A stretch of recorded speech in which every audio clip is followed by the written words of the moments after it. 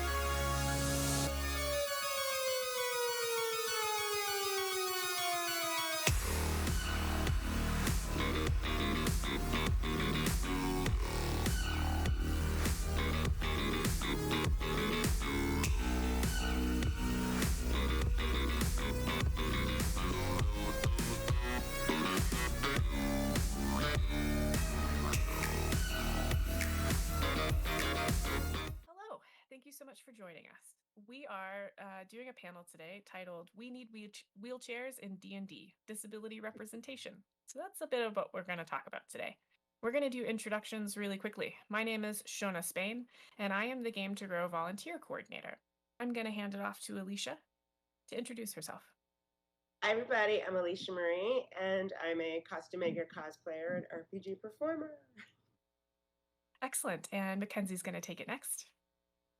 Hi, I'm Mackenzie Diarmas, Mackenzie Lane DA on Twitter. I am currently an associate game designer for Dungeons & Dragons at Wizards of the Coast proper, but before that I was an indie D&D and TTRPG freelance designer.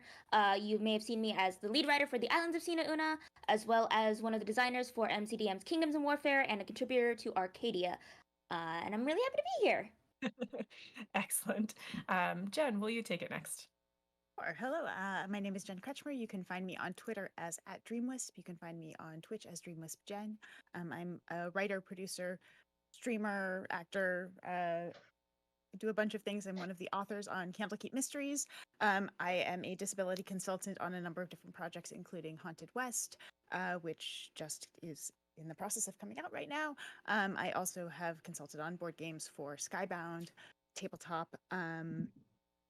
I have been creating disability content for more than 6 years for tabletop games. And I have Ehlers-Danlos syndrome and a number of other goodies. So I have wonky joints and I'm an ambulatory wheelchair user, which means sometimes I use a wheelchair, sometimes I use a cane, sometimes I use no devices at all. I call myself the embodiment of the riddle of the Sphinx. And I'm the creator of the Accessibility and Gaming Resource Guide and the Disabled Professionals in Tabletop Directory, which currently has around 200 people over more than 40 different jobs. Excellent. And Anna. Hi, I am Anna Holden. I am the creator of D&D Disability, which I started in December of last year. And I make disability mechanics and supplements for Dungeons and Dragons. All right. With that, let's jump right in. This might seem like an obvious question, but what is disability representation? Why is it important? You could take it in any order you'd like. Does anybody have an answer for that? Sure, I'll take it. Yeah. I think disability representation is reflecting 26% of the population in a game that has historically represented a much smaller percentage of our population, despite the fact that there were tons and tons of other people out there. So I think representation is in front of, in front of the camera, so to speak, and behind. So it's on the page, it's in the imaginary worlds that we create collaboratively at tables, but it's also on the side of the designers, the editors, the artists, all of the creators, the performers, the streamers. So representation is not just in one place, it's across the board in the creation of tabletop content. Why it's important to me goes back to an interview with Whoopi Goldberg about why she took Star Trek: The Next Generation, which is she said, I needed people to know that there were Black people in the future. And that to me is the same idea here. It's the idea that if you erase a group from a narrative that's an idealization of your imaginary world, it tells us a lot about what you think of who belongs in the real world. Yeah. We belong in stories, we belong in adventures, we deserve to be heroes, we deserve to be villains, we deserve to have complex, nuanced lives and families and jobs and, adventures and exciting things happen because we're people like anybody else. Exactly. Yeah. That's an excellent answer. We exist. Who wants to add on to that? I will. Yeah.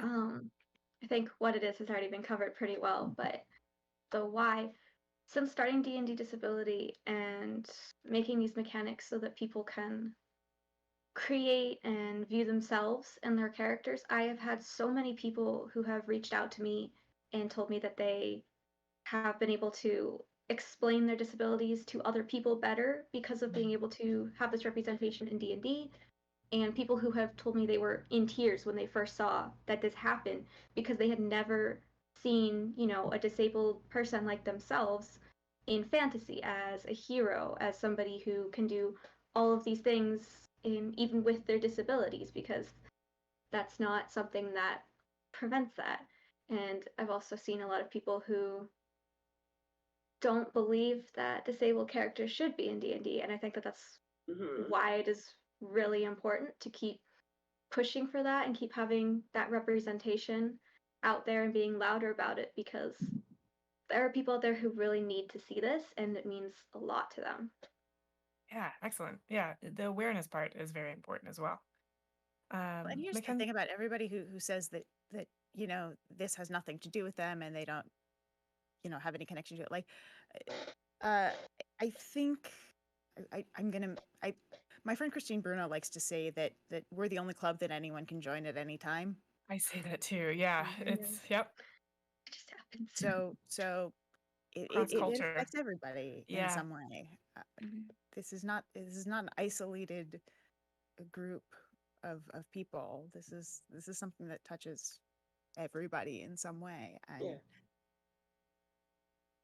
Yeah. And That- like even if you are a part of the the disabled community, there are other for me, I've always said disability is a journey, not a destination, and oh boy, what a journey it is. Because I started out as part of the disability community as being autistic, and now very recently I'm starting to also have chronic pain and figuring out all that, and it's been so cool, like working in the space and having worked in the space as a disabled person and meeting a lot of these folks. It's made my own personal journey towards like being more accepting of my chronic pain and understanding of it a lot easier, because I've seen folks, like Jen and the things like Anna you've put out, where I can see those characters dealing with chronic pain, and I'm playing a character right now in a home game who also deals with chronic pain, and it's been so weirdly cathartic being able to bounce my own real life journey with chronic pain off that character. I was drawing that character the other day, and they're a superhero, and I was like, well, they need a back brace because they have chronic pain. And then when I started needing to wear a back brace more frequently, I didn't feel as bad about it because I was like, oh wait, she does it. That's neat. Yeah. And I think also to like bounce off what people are saying about like why representation is important. That's one of the reasons. The other reason I found is just on the superficial, like not within the fiction itself, but as a creator in the space, being an autistic person of color, creating D&D content at the level that I am able to work at, it's very important to show people that like I can do this. Mhm. I have had so many people say that I don't exist. People like me don't play D&D, or people like me shouldn't play D&D. And being able to have that concrete proof of saying, no, I can play it. Moreover, I am writing the rules for the game, and you cannot stop me. Mhm. And it is this act of Yeah. it is an act of spite and defiance and pride in being who I am. And I've gotten a lot of messages where people are like, I didn't know I could do this until I saw you doing it.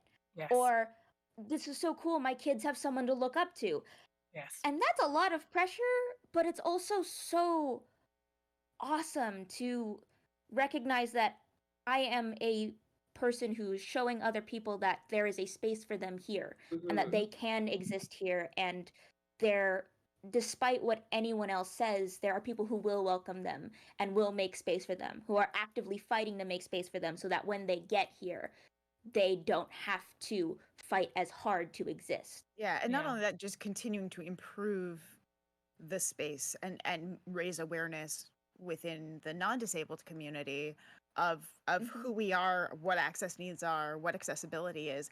Yep. So when you do show up, that's not a big deal. It's not the battles that we've all been fighting to raise that awareness and to create those spaces, just that is eased so much more for people who are coming in. Like, we'll take the brunt of it, as this kind of first wave. Be nice to your But- content creators. and oh, what a brunt it is. But like, Alicia, I kind of feel like I sort of defer to these ladies because I'm relatively, even though I play D&D like all the time, I'm relatively new to D&D. Uh-huh. I started playing at the beginning, actually the tail end of 2019, but I had been watching and following the RPG community for years. Like I met Matt Mercer, I think like in 2010, and he was like, oh, did it? I was like, no, this is why representation is so important to me, because I did not think I could play because I didn't see anyone who was different, Yeah. had disabilities. So I just thought my position is to be a consumer, like to watch it. And I was like, I'm fine with that. I guess I'm just watching it.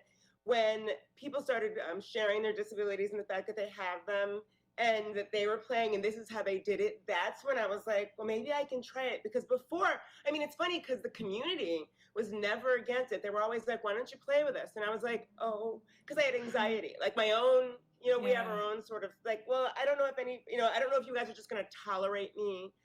So when I started seeing people doing it, like Mackenzie was saying, that's when I was like, well, and I had one friend who, TJ Storm, and he was one that was like, you're playing whether or not you want to, I'm forcing you to play. And that's when I just sort of stepped out and never stopped after that. So Awesome. seeing other people with certain disabilities or neurological things showed me that maybe I can. And it's just been an amazing journey. So yeah, representation is extremely important.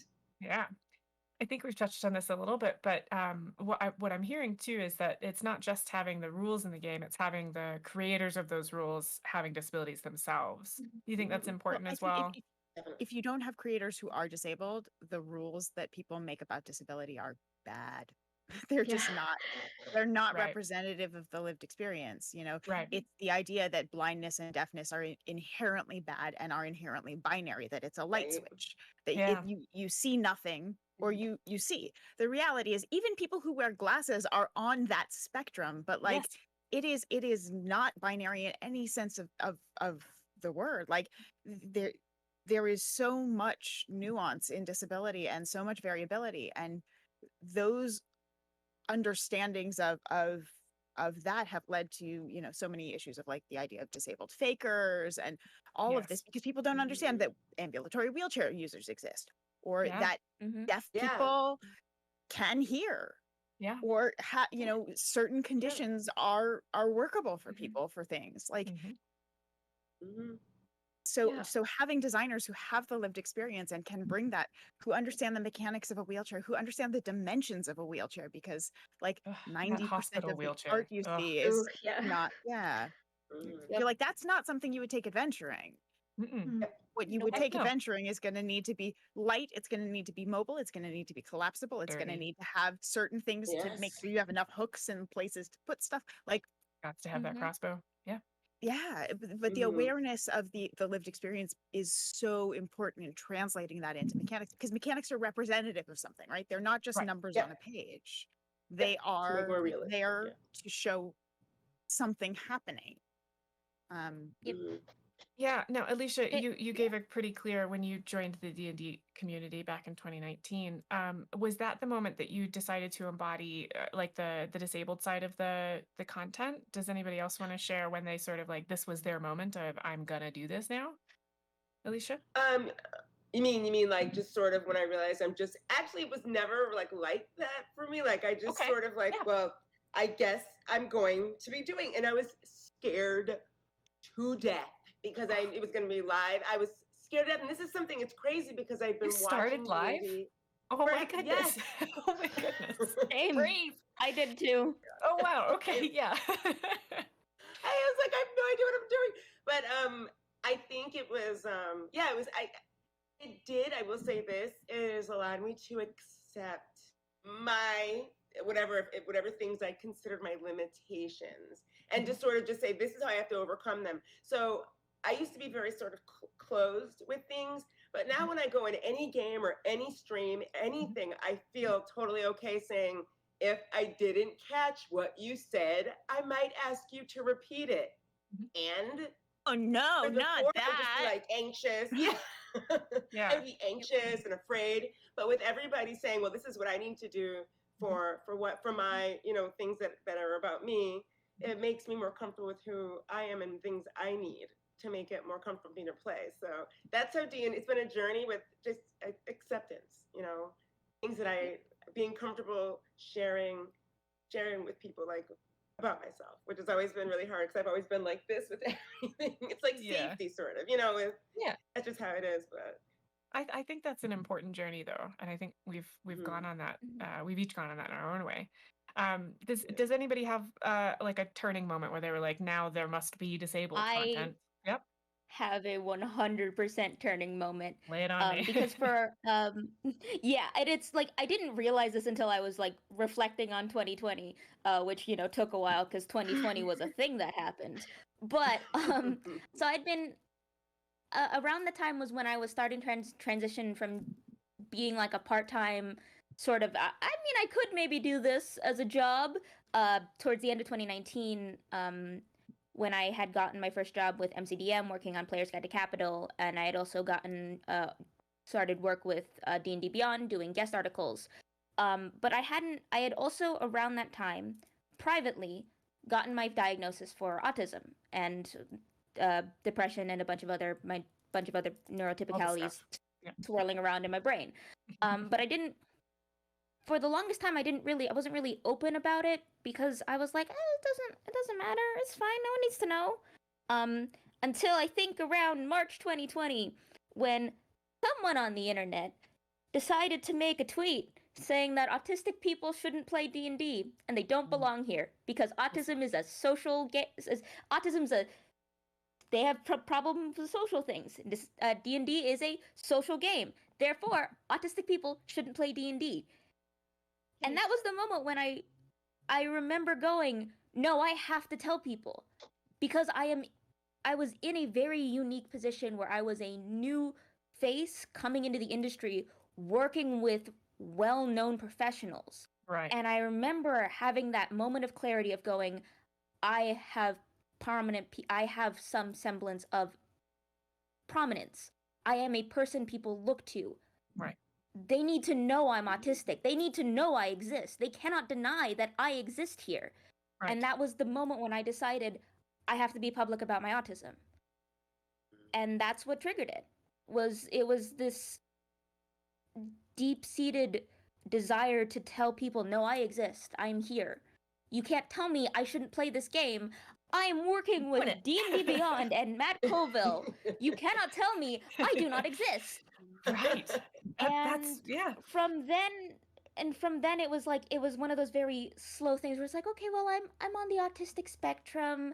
I'm just sort of here.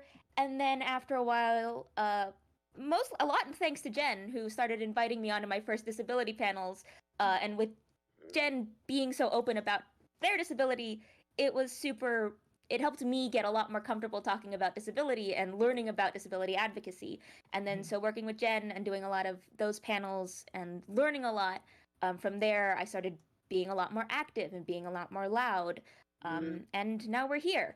And it's so weird to me to be able to pinpoint that exact moment where I went out and went public. It's like it's like pinpointing the moment I came out as bi on the internet. It's just pinpointing the moment I came out, and it's so weird being able to find that exact moment where things shifted. And I don't regret it in any way, but it's a fun story because I think people don't realize how ingrained some of these tropes are in our collective social consciousness. And when I tell people, I was told the reason why I started being public about my disability was because people told me I can't play D&D, and then they look at me on the D&D team and they're like, what people told you that? And I'm like, no, that's a thing people do. that's normal for us, and that clicks something in their brain when they realize that. And I wish it didn't take such a drastic measure to make things click in people's brain, but at the same time, I'm happy to tell that story again and again because I made it. I did it. Screw you. I'm here.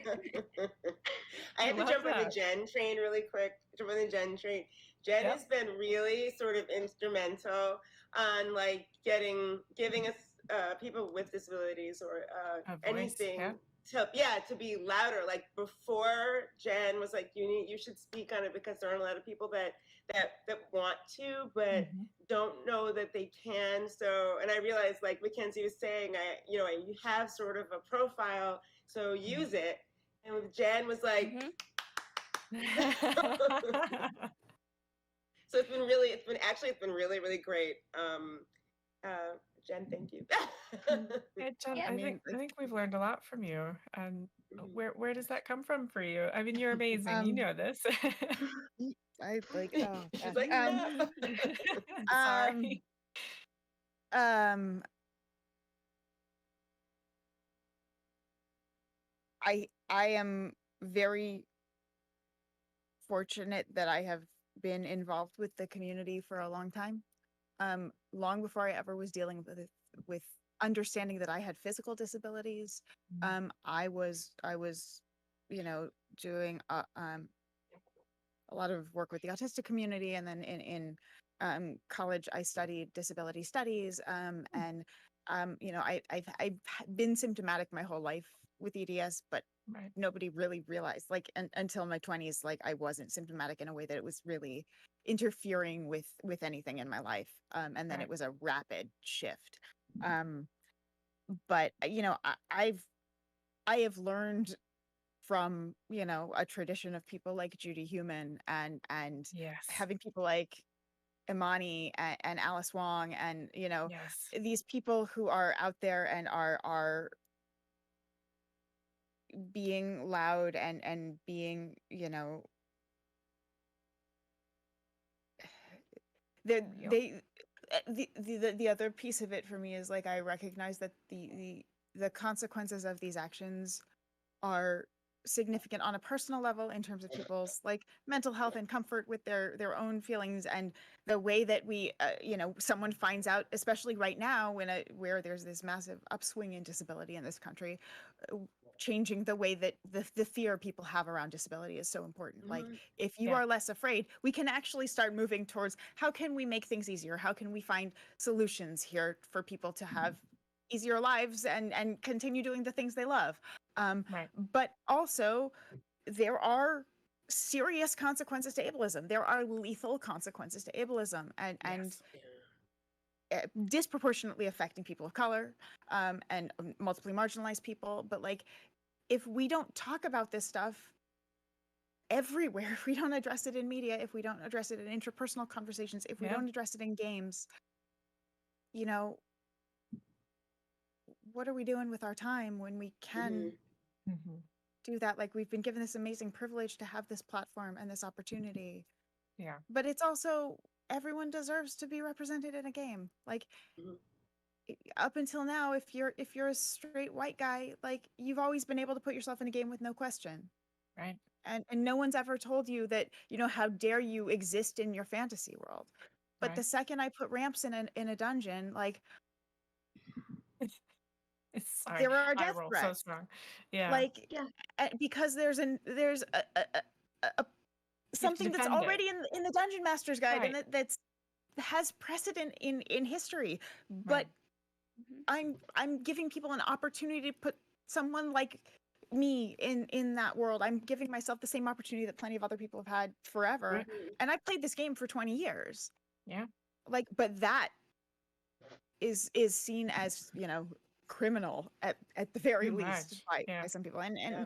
that just needs to change. And so, you know, these are amazing people, and this is an amazing community of people who can support each other. And, you know, the work that Alicia does and the work that Mackenzie does, like, it's astonishing, and it's so good, and it's so exciting. And I just, the fact that they are out there and being vocal and inspiring other people to be comfortable in themselves and open and learn from each other and work together and create new cool stuff. Like, Yeah. that's the best thing in the world. So, on a selfish note, like, I'm getting better games, I'm getting more stories, I'm making amazing friends.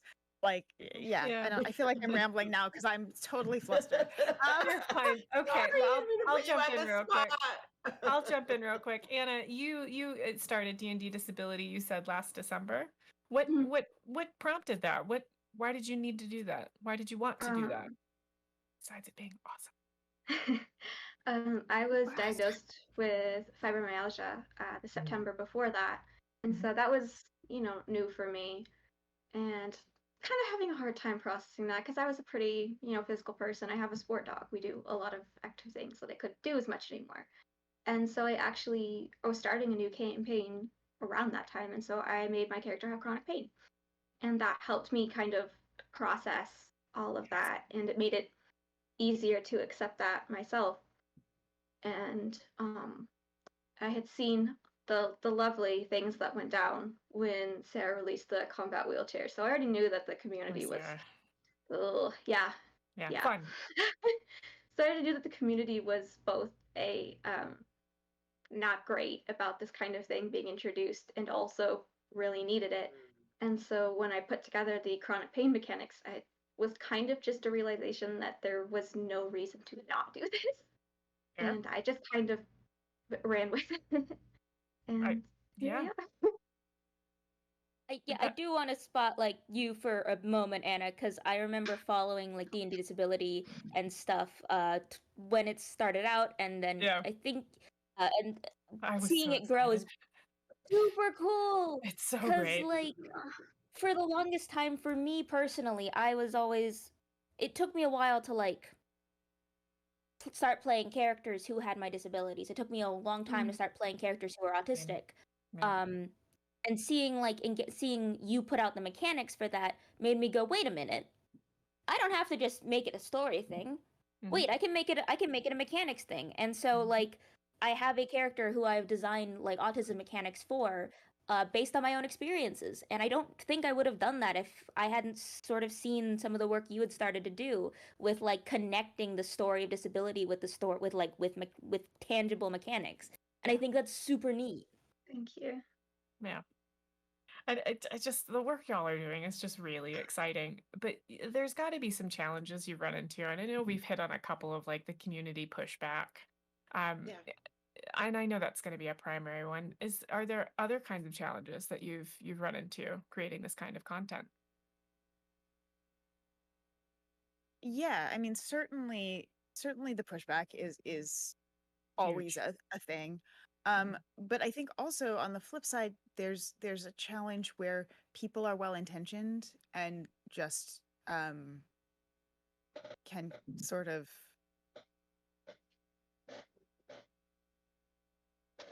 make assumptions without actually trying to find out the reality of it. So Yep. someone's like, "Cool, I'm going to put a blind character in my game," and you're going, "Great. Have you looked into anything? Did you read Devin Rue's big piece about blind characters? If you talk to any blind folks?" And they're kind of going, "No." And it's like, Yeah. well, there are these amazing resources out there to help you, because if you don't kind of learn about it, there's just these traps that you are very, very likely to fall into. Yeah, I've seen most people just kind of default to Marvel Comics Daredevil for blind characters. I'm like, Yeah. Mm-hmm. Yep. Oh, buddy. Oh, buddy. So I think that's one, and then also just the physical and emotional reality of being a disabled person. For me, I have a lot of physical stuff. I have chronic fatigue. I have chronic pain. Some days my hands don't work so well. Some day I can't sit up super well because CSF leak stuff, like all sorts of fun things. And so the reality of like having to produce content can be really challenging, or meet deadlines can be really challenging. Yeah. Right. And then I think also as a community, like we also can sometimes fragment, and that can be really hard. Like I want to Mhm. see us unify and support each other, because and particularly our multiply marginalized members, because I think Yes. it's challenging to it's challenging to be disabled, but to add in multiple marginalizations. I know Mackenzie has touched on that, but like Mhm. the ways that impacts content creators in particular, Mhm. and can become can cause a chilling effect on their content creation, is so it's so important that we're supporting each other and uplifting the Yeah. work that our fellow creators are doing. I do think that's important. And you touched on something interesting there, that our own disabilities can kind of get in the way or cause challenges. Do the rest of you find that happens as well? Oh yes, yes. Yep.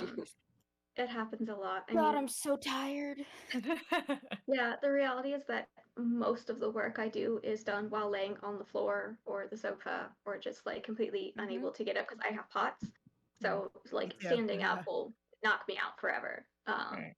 And so that it really does get in the way. It makes it hard to focus. It makes it hard to, like you said, meet deadlines. And it's definitely, people don't really see that reality of it. They're like, cool, content. And sometimes people can be a bit pushy about things coming out. It's like, we are, everybody that works on D&D Disability is disabled. So Right. it can definitely impact deadlines and just the work in general. Yeah. And the financial realities of I've it come too. up with Yeah. I've come up with very clever ways to learn how to work from bed and Oh yeah. still work on things and figuring out like, oh, can I access Microsoft Word from mobile? Cool. Guess who's not getting out of bed today? It's me, but you can't tell because we're working from home. Yeah, it's just, and with my chronic pain starting to develop more, and being on that journey, just the challenge of, I think for me, the physical challenge is a titan to wrestle with, but the bigger challenge for me is the accepting that I can't do as much as I used to, and Yeah. the letting myself be kind to myself Yeah. and letting myself be flexible with things and giving myself that sort of grace has been the part that has been a little bit more of a roadblock for me when it comes to content creation. I have the privilege of working at Wizards and having like a not having to do the freelancer grind when it comes to deadlines, or having content being pushed out because of the time it takes to publish things and go through like layout and review and getting sent to the printer. So I am very fortunate to have a understanding team and an understanding group of folks to work with who are very flexible with me working from home and being accommodating to me being like, look, look, if I turn this in at midnight, don't look at the time. Just Right. don't question it, please. But like it's still for me, the thing I still wrestle with is that letting myself be kind to myself and being like, I need an extra day. I need to ask for an extra day because deadlines to me are so concrete in my brain, in part because of my autism, and having to train myself to give myself a little extra grace has been the hardest part. Oh yeah. And Alicia, you travel a lot, and is that I do. yeah? Does that come into play too with your work? Well, okay, for me, I mean, my profession, my team for the most part is me and myself.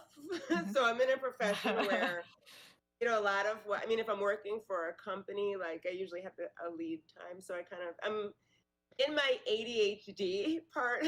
That's another part of me. I'm very good with hyper focus and being able to like put like a sort of I guess plan out like my hours and how to do things. So a lot of what like with limitations with my hearing and stuff like that is more just a lot of the limitations I put on myself.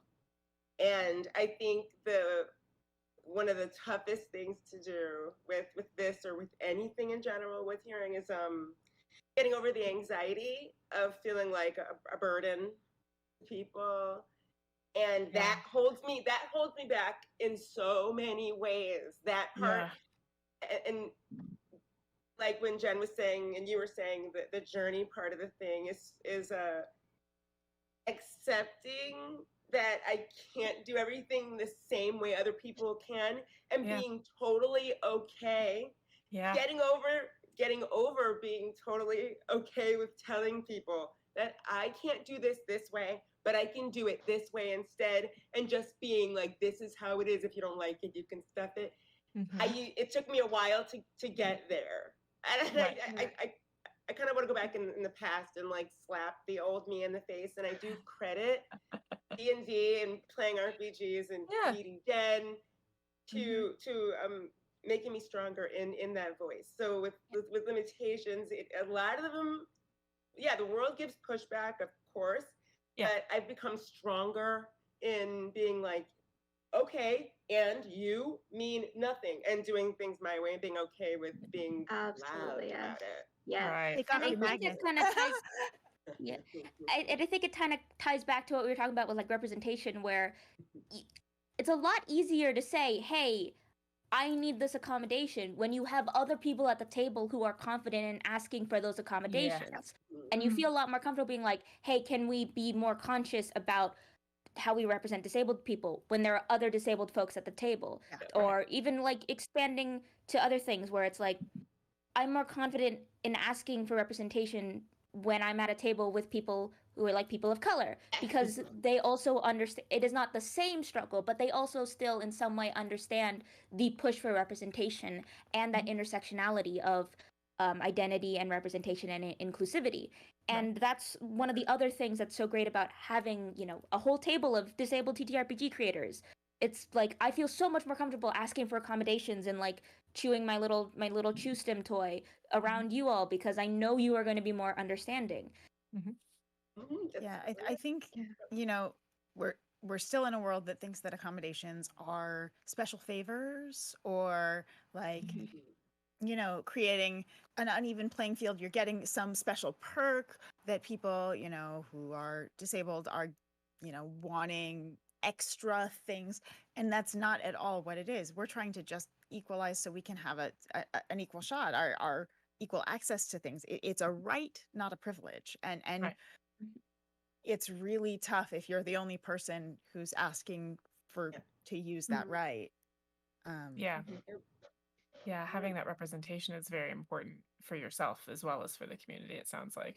But also, I think allyship is really important, and I think that it can feel really lonely to be a disabled person and see a lot of groups getting huge support, and being big companies talking about issues and everybody getting months and things, and obviously with disability it's an intersectional situation. We everyone in any community belongs to our community too. Right. But it can feel really lonely because people don't talk about us. We are not ever the We're topic hidden. du jour. Yeah. We're not ever the sexy thing to be talking about. And even though it's a terrible form of supporting a marginalized community to have like, this is the sudden push to support, like, I'm going to support this month. That's not what actual allyship is. There still is a boost to the community and awareness and support that does come out of that. And like, we never get that. It never happens. We are an invisible group. Where's the line between allyship and like performative allyship? Because you touched on that, right? Like we get the months, but we don't get the full, all the time. What do you think the line there is? It's At least for me, it's always just been having people who are in positions of power who care. Yep. Right. That's the line. If you have people who don't care, they'll just do it for a month and it'll be performative, and that's it. But if you have people who are either of the identity or genuinely do care for advocacy and have put in the work to study what disability is, what it means, what ableism is, the active act of unpacking your own ableism, that is when it started transitions. Months are great and months are fun, and it's always great to have like a month to focus on that. But if you come out of that month saying, all right, I did my advocacy, I'm done, next month, then you didn't really learn anything from that month, Right. It's like tokenism, sort of, Yes. that whole thing. Like, oh, look, we have a nice, shiny, disabled person at our table. Isn't that great? Good for us. Good, We included them. Yeah. Yeah. What I've seen a lot I mean, specifically like in games, the line is kind of the difference between the people who are like, oh, this is really cool. I'm going to put an NPC or whatever in my game that has this disability. But they don't avoid, the harmful tropes. They don't do the research that you need to, versus the people who are not disabled, but are like, hey, I really want to include some disabled characters in this campaign, but I want to make sure I'm doing it correctly. And, we'll want to start a conversation about how to do that respectfully and to do it in a way that's not going to further harm the disabled community. And that's kind of the line I've seen from allies in like D&D. Yeah. Sorry, also, Alicia. Hang on, no, Alicia go was ahead, going to say Alicia. something. Just want to get back to her real quick. I was just gonna say this is why we were talking about having people that have disabilities and positions of power making the decisions, putting the games out is so important, and why sensitivity consulting is so important. And I love the fact that I see businesses embracing that now. I've gotten to do so much sensitivity consulting, all NDA, so I can't say what, but for companies now, for games and stuff like that, it makes me I'm like, come into this meeting and ask me questions, even if you think they're stupid. Like, I was in a meeting recently and one of the developers said, how important is it if a character is deaf using like a version of ASL if it's not like totally correct? I'm like this. You can't use fake ASL. It has to be real or not at all. Are you kidding me? But I let people ask the question. I'm like, I use fake English. Just doing hand signals. I was like, I welcome the questions. I'm glad you asked. No. Yeah, it's one of the things where, God, I'm glad you asked. I am glad someone asked, because if you hadn't asked, you probably would have done it anyways, which is not great. But having that space to ask those kinds of questions, I think is super good. And like, here's the thing, that like ableism is just inherently baked in our society. It's it just is. All the and part of unpacking ableism is recognizing I need to ask these questions. I need to follow this thread and see how far it goes. And being okay with learning and unpacking and feeling like a fool at times because of these things.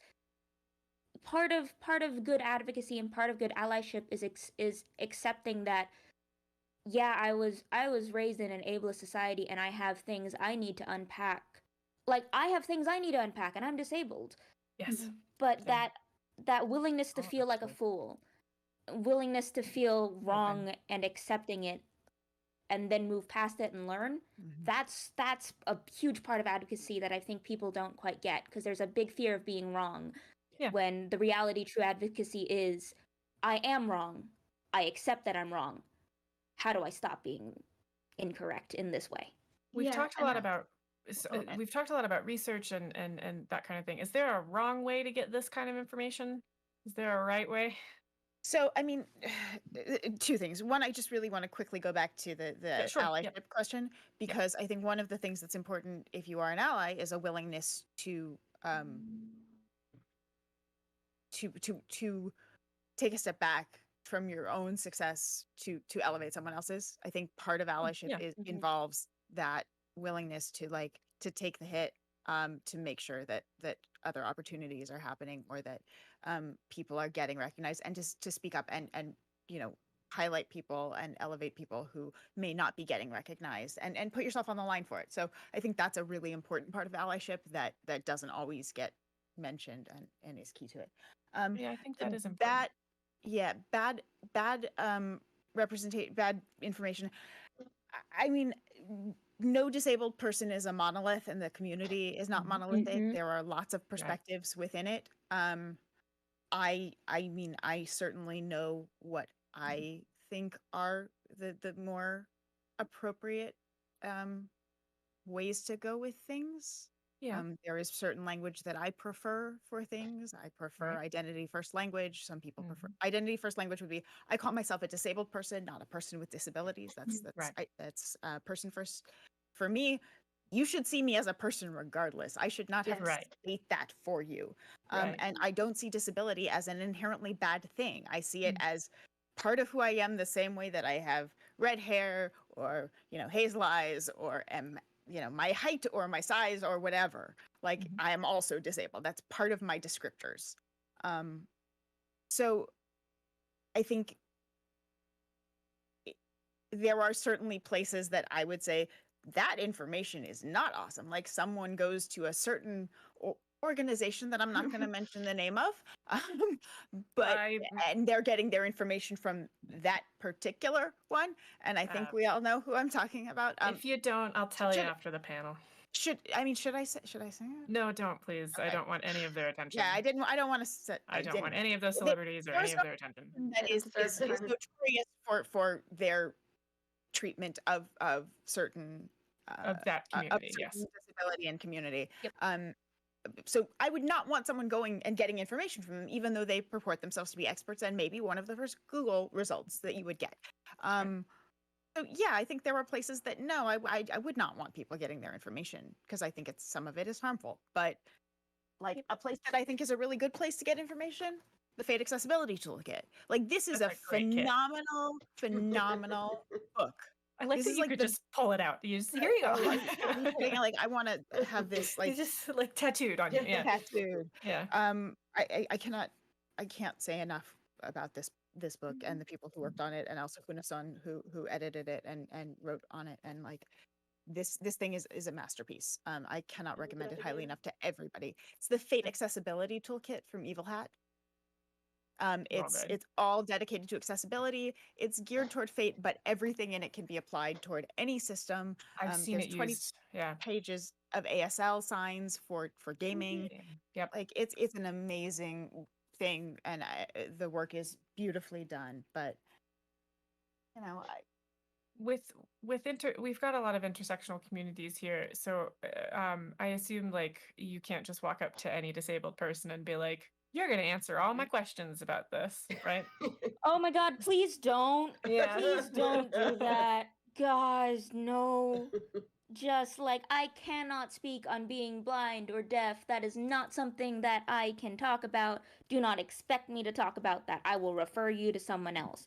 And I think in general, like, if you look up to one, like Jen said, disability isn't a monolith, and if anything, I hope if people watch this panel and see the variety of folks on it, they take away the lesson that there are a lot of us in this community. Yeah. And not any one of us should be the disabled creator. Right. No, not Correct. any single one of us is the disabled D&D or the disabled TTRPG creator. We are disabled creators together. We are a community. And it is important to have that variety of perspectives, because there are things that impact like me differently as an Asian disabled person that may not impact someone else. I know for even among like disabled folks, I have a hard time sometimes being recognized as disabled because I am a person of color. I often get forgotten about when it comes to conversations about disability because I am a person of color, and people see me as a person of color first and a disabled person second, when for me, it's all the same. They all impact me the exact same way. People see me as a person of color before they see me as queer. They'll see me as queer before they'll see me as disabled. And having those tiers of identity impacts the work I'm able to do, when for me, all those identities are on the same level of impacting my life. So I think remembering that there is that variety of perspectives is the best way to go about avoiding, like, quote unquote, being wrong in terms of your disability representation.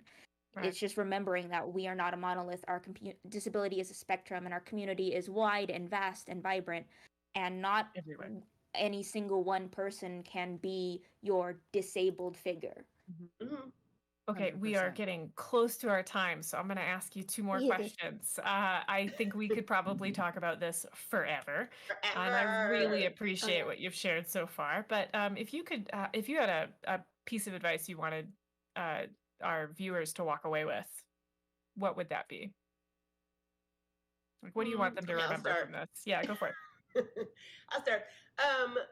I think the piece of advice, just, and this would be for anybody, and something I've learned coming into the community, is that there are a lot more people with neurodivergence or disabilities than you think.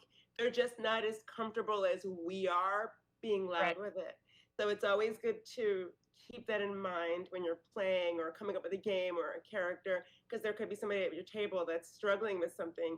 And so when I hear stories of people like making fun, and this has happened, making fun of, did you notice what she was doing during the game? What was she doing? And I was like thinking in my head, I'm like, maybe she's neurodivergent. Maybe you guys should take that into consideration. Maybe she just doesn't Right. feel comfortable sharing that with you. So I think it's Right. just important to remember that normal, it doesn't exist. Yeah. Okay, everybody has something you're dealing with. So, and I mean, it's been actually comforting knowing that we're all dealing with something on different levels. So Absolutely. just That's very important to keep in mind. Others. I mean, my first piece of advice to everybody is go watch Stella Young's TED Talk. It's the best introduction to disability and disability theory out there, and it'll reframe the way you approach disability. It's 8 minutes, and it's hilarious, and it's wonderful. So that's the first one, for sure. And then I think what Alicia's saying, yeah, is remembering that access is a right, and that means being aware and open to conversations about accessibility, and inviting conversations about accessibility at your table, in your life, in your own experience, in how you welcome people to your game, how you design your game. And then the very last thing, I know there was only one, but I have three, is that like our community is not in competition with one another. Like we are Shouldn't all be, yeah. really up against decades of design and centuries of ableism that we are trying to dismantle as we're shaking this stuff out, and the fact that we've made the progress we have in the amount of time we have is pretty astonishing. I'm so proud of this community, and that we're working together to try and shape the future of how this is all approached. That is pretty incredible. I think I would have to say Would you let that. me? Okay, I was just gonna ask if you wanted to go, but then you started going, so this is all moot. Shut up now.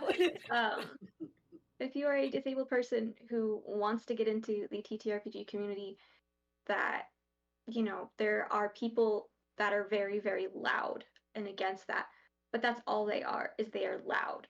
Yeah. And there is a much wider group of people who want you there, who are accepting, than the people who are just there to be loud. That's a great piece of advice. Yeah. And Mhm. Matt? I'll say my piece of advice is that disability isn't a bad word. Yep. Yes. There are definitely, if you're watching this panel, and you've heard a little bit about our experiences, and you might be thinking, oh wait, I might be disabled. That's not a bad thing to think. Right. Being disabled isn't a bad thing. And if you are, disability is a journey, and it is a journey of self-acceptance. And one of those big hurdles of self-acceptance is recognizing that it's not a bad thing. It's not something wrong with me. It's not something wrong with any of us on this panel. It is just simply a facet of who we are. And that's something to be proud of, just as much as anyone is proud of any other element of their identity. And I think if I want anyone to take anything away from this, it's that being disabled isn't bad. And we're happy to have you among our ranks. We are. Yep, come on in.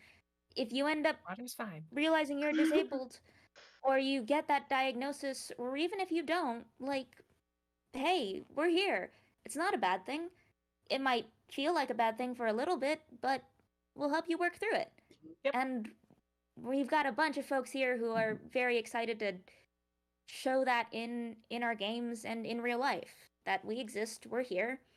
We're not broken. We're just disabled. And that's a societal thing. Exactly. That's a Okay, good so idea. really quick, we're going to do where you can be found on the internet. We're going to use the same order we used as introduction. So I'll go first. Again, my name is Shona Spain. My handle is like Seven Spoon with the seven as the word spelled out. I'm an autistic GM. I'm also an ambulatory wheelchair user. You can find me on Twitter. I won't talk to you in any other place. And Alicia, yeah, Alicia, you go next. Where can people find you? Okay, I'm all over the place. Twitter, Instagram, TikTok sometimes.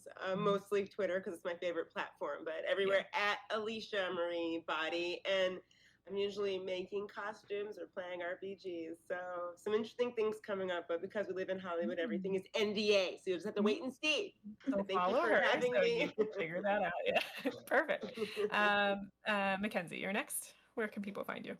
Um, Everyone can find me across all social media at Mackenzie Lane DA. That's MAKENZIELANEDA. I can't talk a lot about the projects I'm working on because of NDAs. Yay for working at Wizards. However, when they do come out, you can find me yelling about them on Twitter. I also talk a lot about inclusivity, diversity, disability advocacy. Yes, that's such a good I pin. love Great that. pin. An NDA pin. That's great. Yep, I talk a lot about my autism, and sometimes I talk a little bit about my journey with chronic pain and figuring out what it is, which is currently something that is uh, going on in the background of my life. And yeah, you can find me also as a lead writer for the Islands of Sina Una, and our hard copies just arrived, which is super neat. You can order that over on the Hit Point Press store. You can also find me as one of the designers for Kingdoms of Warfare, one of the contributors to Arcadia. I did some stuff with D&D Beyond in the past, and I've got some really, really cool stuff that's coming out in the future that I cannot wait to talk about, and I will yell very loudly about on the socials when I am freed from my NDA prisons. I'll Thank you so much definitely for follow having me. Mac as well. Great, Jen. Where can we find you? I am Jennifer Kretschmer. You can find me on Twitter as @DreamWisp, DREAMWISP. In my pinned post there, you can find a link to the Accessibility in Gaming Resource Guide, as well as the Disabled Professionals in Tabletop Directory if you would like to sign up and join us there. We've already gotten people work from it. It's been out for 3 weeks, which is amazing. I'm a writer. I was one of the authors on Candlekeep Mysteries. I'm currently on Heroes of the Plains on Demiplane. I am on Vampire the Nightlife on Play Renegade. I was a contributor and sensitivity consultant on Haunted West, which just came out, as well as a tabletop game called Valor and Villainy for Skybound, and a bunch of other things happening. Awesome things. Find me streaming on Twitch as Dreamwisp Jen. I think that's. Oh, I'm currently judging the DM's challenge for D&D, so we have a couple weeks on that. That's Like, pretty cool. And I think that's it. We'll go with that. Great. And Anna, bring us home. Where can we find you? I am mostly active on Twitter under D&D Disability. That's with an N. Mostly post there, and then all of the works can be found on dnddisability.com, again with the N. And then I do freelance TTRPG work, so I'll usually pop up at other places sometimes. Most of it's disability related, and therefore I will also go share it on D&D Disability. Perfect. All right. Well, we have had a good time today, and I hope everybody learned at least one thing. Remember, disability is kind of like boiling the ocean. So pick your favorite thing, go learn a lot about it. And then I want to thank all of my panelists. I have enjoyed this so much, and I am so glad you took the time. As disabled individuals, I know how much this energy means, and I really appreciate you sharing that with me today. So we'll say goodbye, and I traditionally end my streams with bye stream stream. So that's what we're going to do today. Everybody say bye stream stream. Bye stream stream.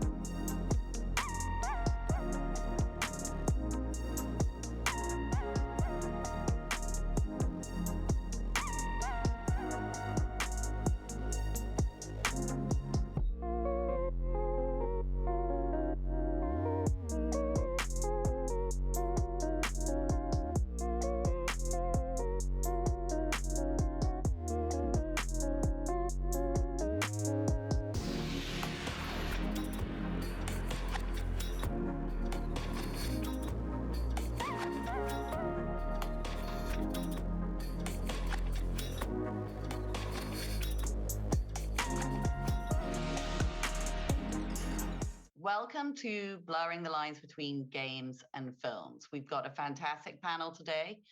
I think the best thing is that we walk around the room as virtually and introduce ourselves. Jason, let's start with you. Hi, my name is Jason Parks. I'm CEO of Road to Entertainment, and it's a pleasure to be here. Hello, my name is Emir Surman. I'm the Chief Creative Officer in Road to Entertainment Media, and likewise, it's a pleasure to be here. Hi. Me? Okay, I'll try to go next. My name is Neville Page, and I'm a concept designer in the entertainment industry and a writer and director. Hi, I'm AJ Wedding. I'm the co-founder of Orbital Virtual Studios. And Neville, you've won 2 Emmys, which you omitted to tell us. Well, I feel that Oh, it's 3. No, a third one's going to happen. Oh, Yes. I guess maybe.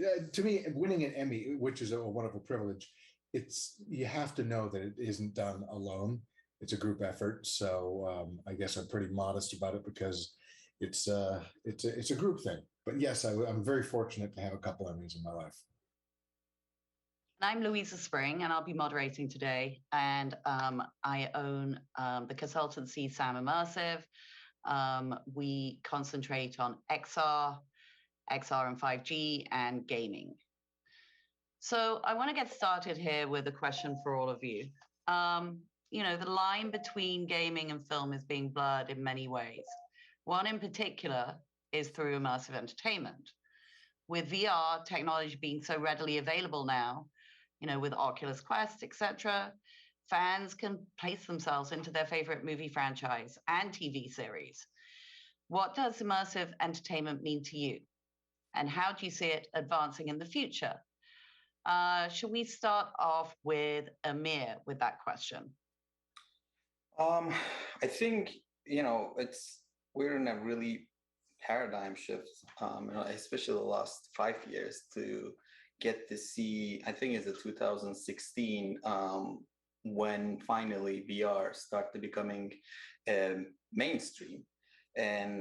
And I think one of the advantage that we get to see in this platform and how immersive it is, and not only immersive, we get to feel and finally to empathy with this technology, which it is pretty exciting because now not only we able to experience our stories in one dimensions, and now we get to live the stories that we grew up. And I think that's one of the exciting things that it starts to happening.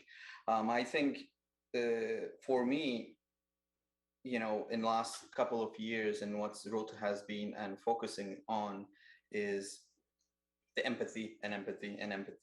How to tell the stories in a VR and 360 form and 6-degree freedom.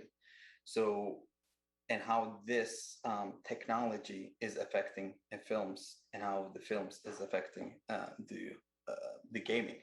So I think, you know, as a, you know, young gamer and a young storyteller, and many years watching my favorite movies, is I always put myself in that shoe. What if I was actually there? Many of us grow up with Star Wars, and we all dream to be in Millennium Falcon, and we all dream to be in the any X-Wings and TIE fighters.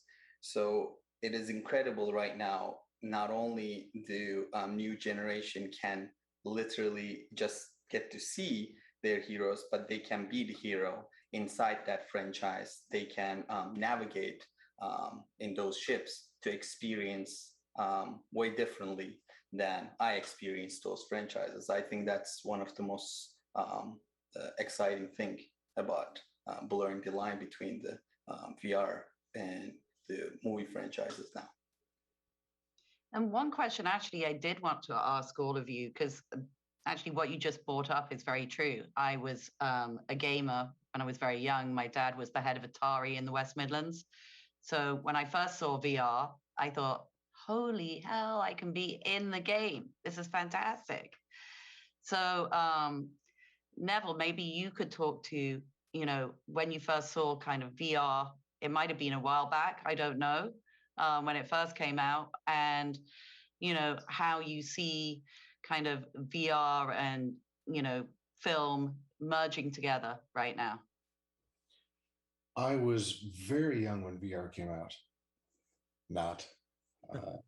I was old enough to know and be conscious of the ramifications of what VR can do for entertainment just generally. And like Amir was saying, that awareness of being so immersed in something was really exciting. And it doesn't have to be a game necessarily, just being in a documentary about the Serengeti and being able to not be forced to look at something, but on your own accord, look around and experience. And because my background is film versus gaming. So my first thought was, well, how can this ever be used in movie making, literally making of movies, as well as the presentation of movies? And those are two very separate worlds. The entertainment part, the experience of a film, that's a Herculean thing to yet be proven, namely because a 360-degree filmed experience is very challenging. To not have all the gear, at the very least, in frame. Can be done. It's just a very, very expensive endeavor. And then the question is, in a movie theater, how does one experience that? If it's even in a movie theater or if it's just at home wearing a device.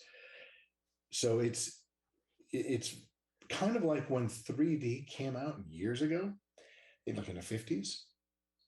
It was novelty. And then cut to Avatar, where it's less novelty. It was for some, but that wasn't Jim's intent. And it's more experiential. And I remember thinking to myself, yeah, Avatar was amazing in 3D, but it's going to only be that type of film. You're not going to watch Sophie's Choice in 3D. And I had a conversation with some people who are very much of that world about it. And they were like, why wouldn't you watch Sophie's Choice in 3D? And I thought, well, it's ridiculous. Nazis coming at you, using it as a gimmick in a very serious film, that doesn't seem wise. And I was completely wrong when somebody said, yeah, but real life experience is 3D. So why wouldn't you want to have the experience of entertainment be as close to real life as possible? And I gave pause and thought, wow, I can imagine seeing something like Sophie's Choice in 3D, and the goal with any kind of entertainment is to move you, is to make you feel. And you feel a lot if you've ever seen that film. It's an amazing film. Imagine being immersed in that and feeling that much more.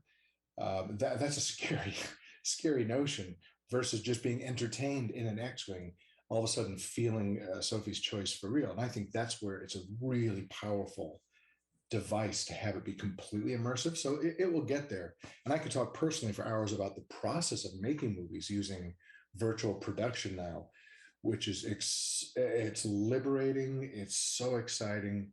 And working with Rotu and with Orbital recently has just opened my eyes to this paradigm shift and the new zeitgeist of filmmaking.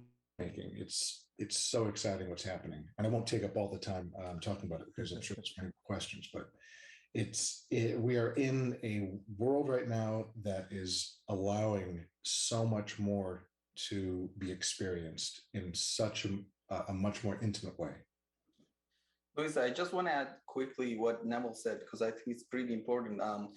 I think that paradigm shift, and when we talk about the empathy, I mean, recently, like how this technology can be so powerful as the storytelling. with, when you were talking about Sophie's Choice, it's like, so think about this right now with the refugees and all the things all the problems that basically in this planet dealing.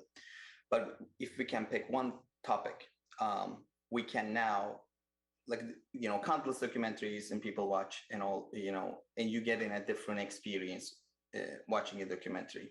But being actually in the shoe of a person that you're trying to convey, it's an absolutely different experience, which not always books and the films can able to do that unless you have a real time, real experience.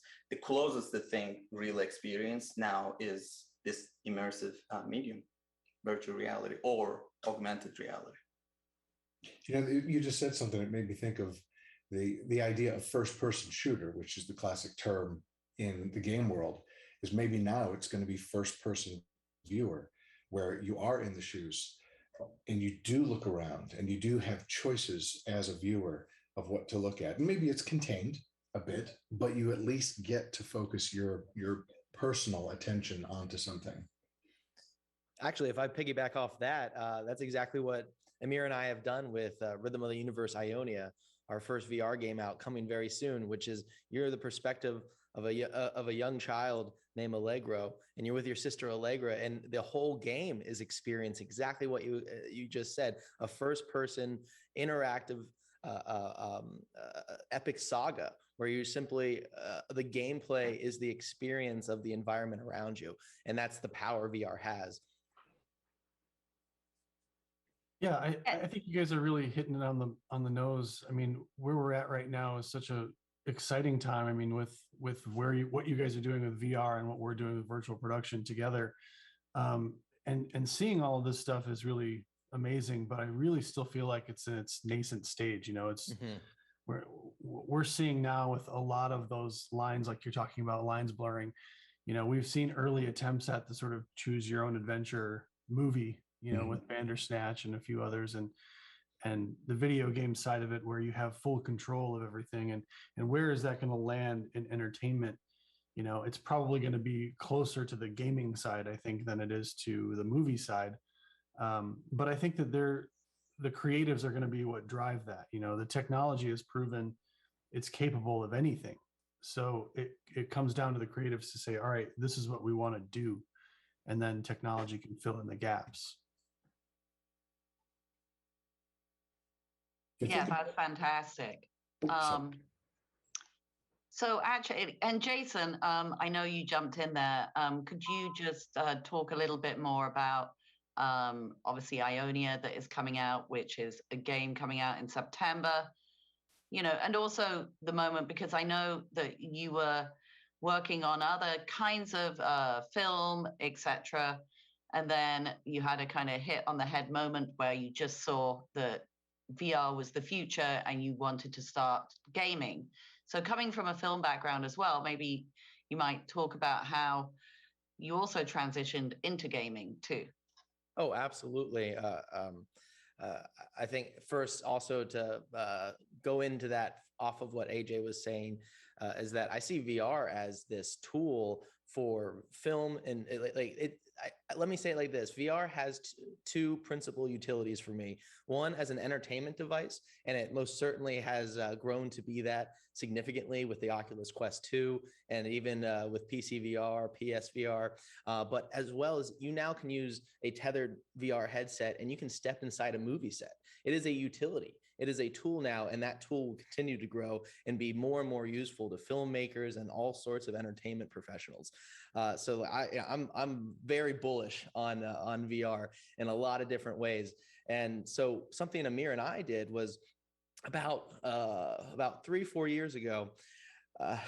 We went over to a friend's house, someone who works with us. And ultimately, they had a VR headset, one of the first Vives out there. It might have even been 5 years at this point, Amir. It's getting late. And we put the Vive on. we saw a giant whale go by in an experience called the Blue by Weird VR, and the immensity, like the scale you feel of this whale in front of you, just it blew Amir and I away. And we realized, like, oh, this is the entertainment vehicle we want to tell our saga, our next story in. And prior to that, we had been working with international musicians, over 1,000 of them, over 10 years, and we were able to utilize them to create music videos where we brought 90 musicians from 90 different countries together, wrote a song of peace. That led us to having a sold out show at Symphony Hall. That also led us to creating music videos and documentaries for a number of nonprofits, particularly for the Amazon Aid Foundation, where we filmed the illegal gold mining and deforestation happening down in the Peruvian Amazon. And we've been telling this story on a 2D screen, and we go in and we capture with the camera, and it's been fun. But at some point we felt a little limited. Like we wanted to do more because we had a live background where, a lot of what we did was live performance, but we were getting ourselves into filmmaking, documentary making. And we wanted to blend these worlds together. And that's why I think Amir and I were so attracted to virtual reality the moment we were aware of it. And that led us to telling this story that I have to give Amir props that he had been working with our team to slowly combine all of our experiences with those international musicians and artists to create this epic saga, this story where we created what we call music mythology, where we turn note names, instruments, everything that encompasses music and music theory. And we turn that into lands, people, ecosystems, game mechanics, storyline arc. And we told that inside virtual reality in a first-person experience. And so we've been working on that game for the past several years, and we're really excited to release it. And it's going to be out for all virtual reality platforms very soon. And it really is just a continuation of the story that has been told on a stage, has been told in a documentary, has been seen in many different transmedia ways. By the way, having played that game, I highly recommend it. Yeah. Congratulations. It's gorgeous.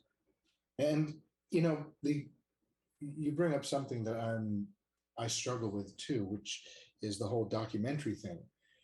Documentaries are a place that we the world gets to communicate our point of view on bigger issues. The problem with documentaries, as I've aspired to doing some myself, is that you're preaching to the choir in a lot of ways. The people that go see documentaries are already motivated to make a difference. They just become more aware and maybe more engaged, but we want that information to reach those who are either completely unaware or don't have the connection or the empathy to the subject matter. And so documentaries just kind of fall into this interesting category of they're brilliant with their intention, but you can't really get to people that you want to get to. So it feels like with your game, for example, and other forms of entertainment, particularly in utilization of the new technology, we have the opportunity to tell documentary stories in an entertainment way using a technology that can only make you that much more engaged. And like Avatar, you are essentially tricking people into becoming more aware of situations via the gigantic scope of visuals and music and performance. And that's where, again, I feel, for me personally, the use of all of this technology is to convey really important storytelling that is marketable in a more global way, a more generic way. I could not agree more. If anybody would go and scrub the internet for my past panels and talks, it's something I always bring up, is that I believe that empathy, education is slowly blurring into entertainment, right? And that soon storytelling will be so advanced and complex that, well, yeah, like as you said, Neville, like that we're able to even better portray messages and understandings through an entertainment form without the user really even knowing that that's happening. Mhm. It's exactly what we're trying to do with Ionia. And we even try and take it a step farther by donating 5% to Wildlife Warriors, the late Steve Irwin's foundation protecting wildlife all over the world. And we wanted to make sure that the game, which has that message and mission in it, that it actually has a direct impact as well. So I think there are lots of creative ways we can, as you mentioned, use storytelling for good. And what I'm hearing here as well, Jason, is that it's almost like VR brought you to gaming. I definitely was a gamer before I ever saw VR. I've been a passionate gamer my entire life. Right. Yeah. Zelda, creating a Ocarina of game. Time, Sega Genesis. But yes, absolutely, it ignited a new flame and passion for gaming. I mostly play VR games. I love it. I don't just make them. I'm also a participant. So I just wanted to ask you about creature design, Neville, because you've been so bashful so far and haven't really talked about your work on Avatar, etc. How does the process differ between film and games? It doesn't really, and it definitely shouldn't in terms of creating things. I'm trying to see if there is a difference because design for me is just pure. Your goal is to, of course, answer your client's question, their desire, which is usually within the narrative. So you read the script, or you're told you've got a beast that flies, and that beast is, like with our banshees in Avatar, for example, it was a very complex creature in what it does within the story. But it's like designing any kind of consumer product. You have to understand the market. You have to understand the function of the product, the features that it needs to have, and you approach it from a very utilitarian way. And the only way you can design a car is if you understand how it works. You know, if it's pistons and wheels and all of that, what's the package, how many occupants, is it a sedan versus a wagon versus a sports car? And so before I even started drawing a flying creature, I spent a lot of time, and it was really to James Cameron's credit, he allowed us the time also to learn. So I studied as much as I possibly could to really understand bird flight, the mechanics of bird flight, the differences between a sparrow and a gliding bird versus a hovering bird versus a bird of speed. And then I felt like, okay, now it's appropriate for me to start to design, because I'm just educated enough to know what to do. So every single creature that I am challenged with, tasked with, I have that same industrial design approach, which is understand the subject matter first. And by when I said earlier, you have to know what the market is, that's a part of the awareness of the end product. It's a flying bird in a James Cameron film. It needs to be beautiful. It needs to be appealing to the audience, the end consumer. So every product, I'm calling them products because I really do consider them products. Every creature I design, I must understand what it is I'm designing. And even if it's a bipedal humanoid alien in Star Trek, for example, I must understand their motivation, their intention as an actor. And I'm fortunate to have studied as an actor. That was a goal prior to design. And that, you probably never heard of me. That's how good I was. But what I took from studying and working as an actor was the importance of rounding out the few lines you have in a script to build a character of depth. So the same goes with designing aliens. They may not have any lines; they just walk by.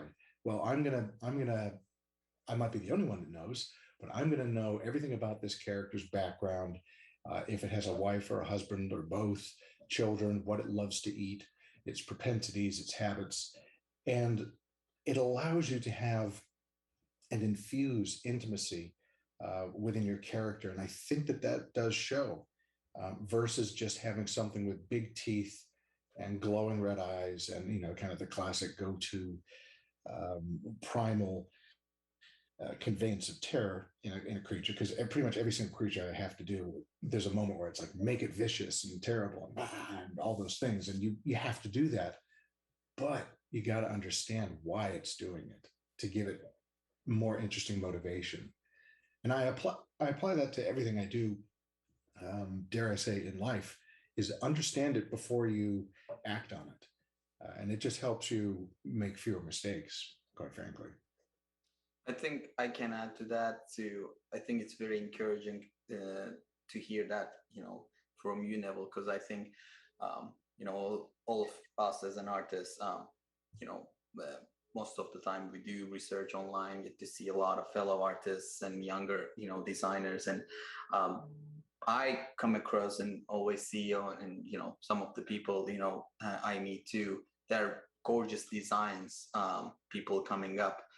But when you usually asking the questions like 70 and 80%, what is the purpose of this design?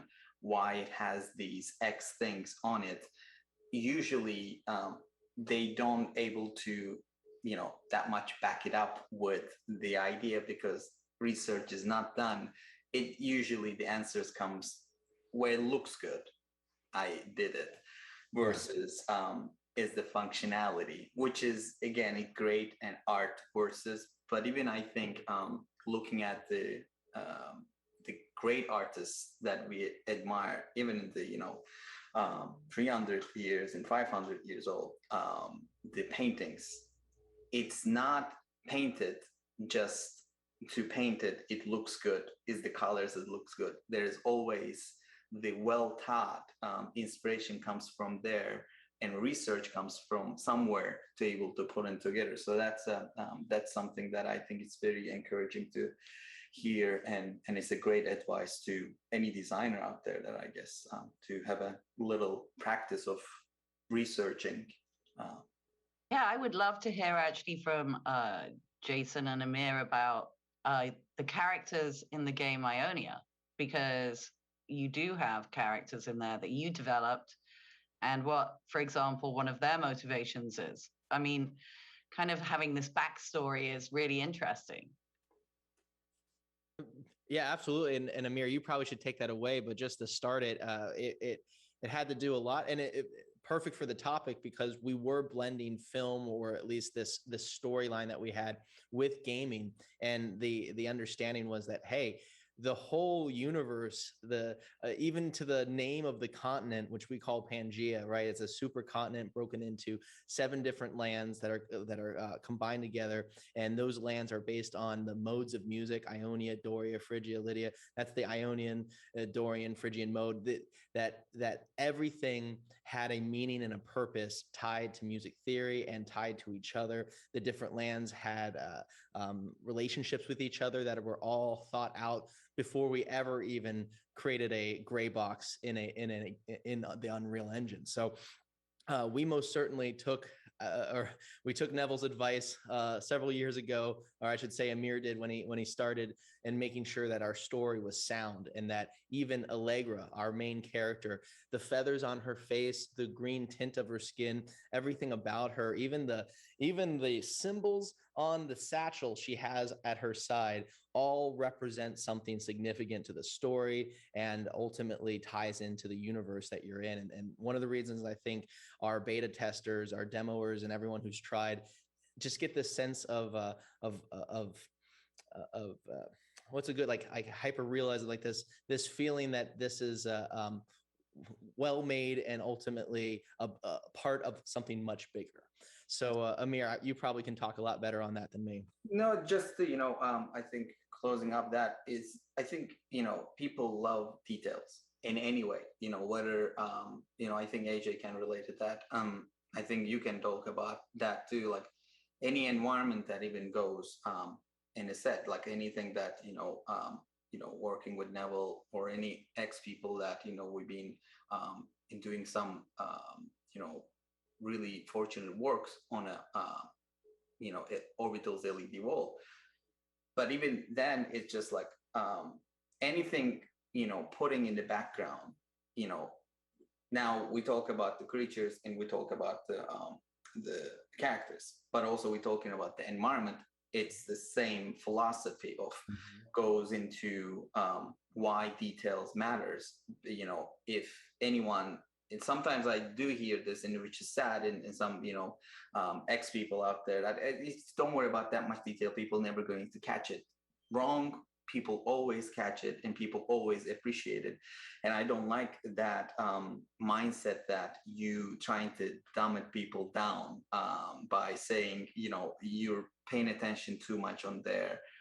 Just get to the point kind of thing. There is a time and there is a time on that, but I think it's something that I think you can talk, AJ, on environment standpoint, the fidelity standpoint, why detail is, I guess, matter for even the screens, I guess. Yeah, actually, I would love, AJ, for us to kind of segue into virtual production, and perhaps you to tell us a little bit more about Orbital, etc., and how you're working with Unreal Engine and Rotu and Neville as well. Sure. Yeah, it's funny you mentioned, having the details, and it reminds me of, Star Trek: The Next Generation, which of course is behind Louisa right now, and the props that they would have for that show, because of the lack of fidelity of the cameras and what was able to be broadcast, they didn't have to have, insane details. So if you look at the actual props that they used that are in, museums, you kind of go, that looks like somebody made that out of balsa wood and just painted it in like a day. And that's because that's what happened. But when HD showed up and 4K showed up, now you can see everything. And you're absolutely right when you talk about people notice the details, and whether or not they're actually picking them out, it affects them, and it affects their experience of the world. I mean, if you think about the movies that really stand out to you, like, a Harry Potter or a Lord of the Rings or an Avatar, think about the details that are present in those things, and people really start to dive into them, and it allows them to love the universe more. And that was one of the great things about Ionia when I played it, was I felt like I was in a different world, a different universe, and it all felt cohesive to itself. Yes, when we talk about virtual production, there are a few things I love about it. I mean, obviously, yes, we want to drive as much content to the walls as possible. I think, the more detail we can get, especially now that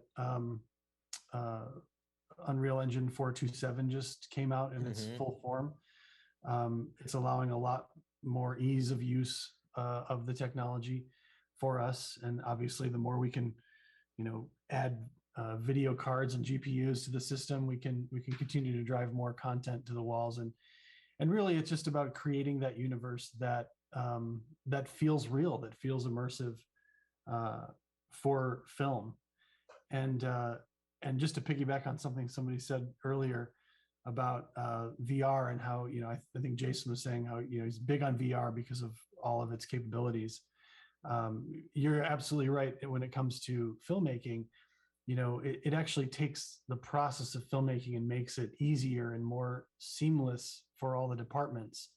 If Neville's designing a creature or an environment, and a production designer is designing a room or a spaceship, and all of these things are happening in their own silos. There's a storyboard artist doing his storyboards, and then the director's making his shot list. And when everybody comes together, you've got these 5 different versions of everything. And then everyone's trying to scramble and figure out, what is that thing, right? How do these things all fit together? But with virtual production and VR, everyone can work in the same environment, and they don't even have to be in the same country. You know, I mean, this environment can be created. The director can go in there with a storyboard artist and a little camera, and he can make his storyboards. You know, they can do virtual location scouting with anybody who needs to see it. Now, obviously, the actors get to see the area that they're performing in, and even maybe some CG elements that are flying around. You know, one of the projects we're working on right now with Neville and Rotu, there are, you know, beasts in this thing that literally have intelligence, and they act on their own, and that is just it blows my mind when I think about it, and when Neville talks about it.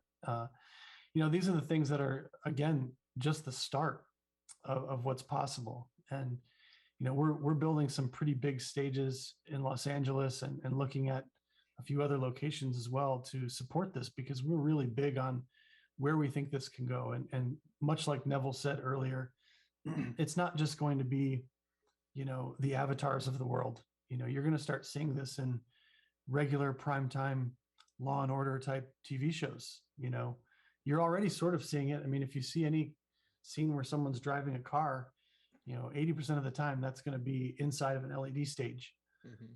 It's just easier to do and safer. So yeah. Yeah, AJ, I want to clarify something you just said about the creatures that are in the production that we're working on together. You said that they're really cool because they have an intelligence. When I was listening to you say that, it could sound like the way I designed them was to be intelligent and aware. And that's not what AJ's saying. I simply handed Rotu a dead ZBrush, a bunch of polygons, and said, here's the creature, and I'd like it to move. And they gave it intelligence in terms of AI, excuse me, so that when this creature moves, I, as a director of a shot, say, it'd be nice if it went from left to right. Okay. So Rotu, as I'm always blown away with what they do, is they go, okay, we hear what you're saying, Neville, but what we're going to provide you is we're going to give it a brain, and we're going to put something over there that it's interested in, and there'll be obstacles in a way that it will on its own navigate. And I remember seeing the first test and thinking, I could be angry and say, this isn't what I asked for. This is way better than I asked for. Way more than I even knew to ask for. And that's the thing that's the iterative learning process of working with all of you and working in this paradigm shift, as we're calling it, is I am learning about the potential. And the only frustrating part is, oh my God, I can do so much more. I knew my limitations before. I knew that which I could not do, and that was helpful. Now, we can all do so much more, and it's kind of like you've been given 4 tubes of paint to paint an image, and you kind of know, okay, I know what I'm going to be able to do with this. Now, all the colors of the rainbow are available. And it's well, yes, and when you give this stuff to, you know, when you give technology like real-time rendering engines to people like Amir, who already can work very fast. I mean, now you're talking about lightning speed because you're not waiting for things to render and figure out whether or not they work. And that has been one of the greatest part of our partnerships, for me at least, is how fast the iterations come. I mean, for your project specifically, I feel like you had sent them an image, and before our first meeting, they had turned it into an Unreal Engine universe. Yeah. And when I saw that, it just was like, oh my God. I mean, I've done visual effects before, and I was just like, I can't believe that that's possible at this point. And it was like that for every project we worked on together. I mean, with Ian Hunter's project, I mean, turning around those environments so quickly. And in fact, I think at one point we realized we didn't have something that we needed, and we were in production. And it was like a pretty advanced animation of, you know, these bricks have to disappear and do this whole thing. I mean, it was something that you would need weeks to do prior in, say, like Maya. and I called them. I said, "Oh man, we need this." It was like 10 a.m. and I had it at 1 p.m. And we put it on the wall at 2 p.m. I mean, it was like, I don't recommend that. I was going to say the expectations now are. But I think that's a great example of, do you prefer that? No, of course, but I think in terms of emergencies and in terms of, and again, we're all in a production. We all know that in our lives, nothing goes as we plan. And somehow, and I have no idea, I don't think anybody in an entertainment or a live music business ever solved this mystery. Why, even if you plan things and somehow everything has to work in the last minute, it's not always the case, but somehow it happens always. It's weird, and there are certain things comes out in the last minute. Oh, we need this. This happens, and we didn't, thought about this, or everything goes wrong because of you still deal with technology. Well, it would have been probably a heart attack in even 5 years ago. In 10 years ago, let's not even talk about it. So you just have to, it is a lot of it costs a lot in the production with those kind of mistakes. Now we're getting to the era of like, okay, let's we have ABC directions that we can fix this on set and while you're looking at the screen. And that's actually a pretty good point of blurring games between the films, because now I think the game engines has been pretty powerful doing this, very iterative AI, and in the last couple of years the fidelity started becoming really high. Game stories started becoming much more dense and emotional, and then we go into the story studios now. Studios started putting a lot of money on a gigantic orchestras to score these epic games. What Mandalorian opened the door with what virtual production can do is, I think, definitely starts the it's a new paradigm shift. But I think we're just scratching the surface right now with this technology. One of the example is games and the films being using mocap and a facial capture to bring the characters into life. We were talking about the fidelity. Now that actor used to look at either green screen or blue screen and visualizing a creature or a gigantic character. And obviously, you're coming from a theater background. In theater, there's nothing around you. You have to, bring all your best acting. Great. I think you should always do those studies.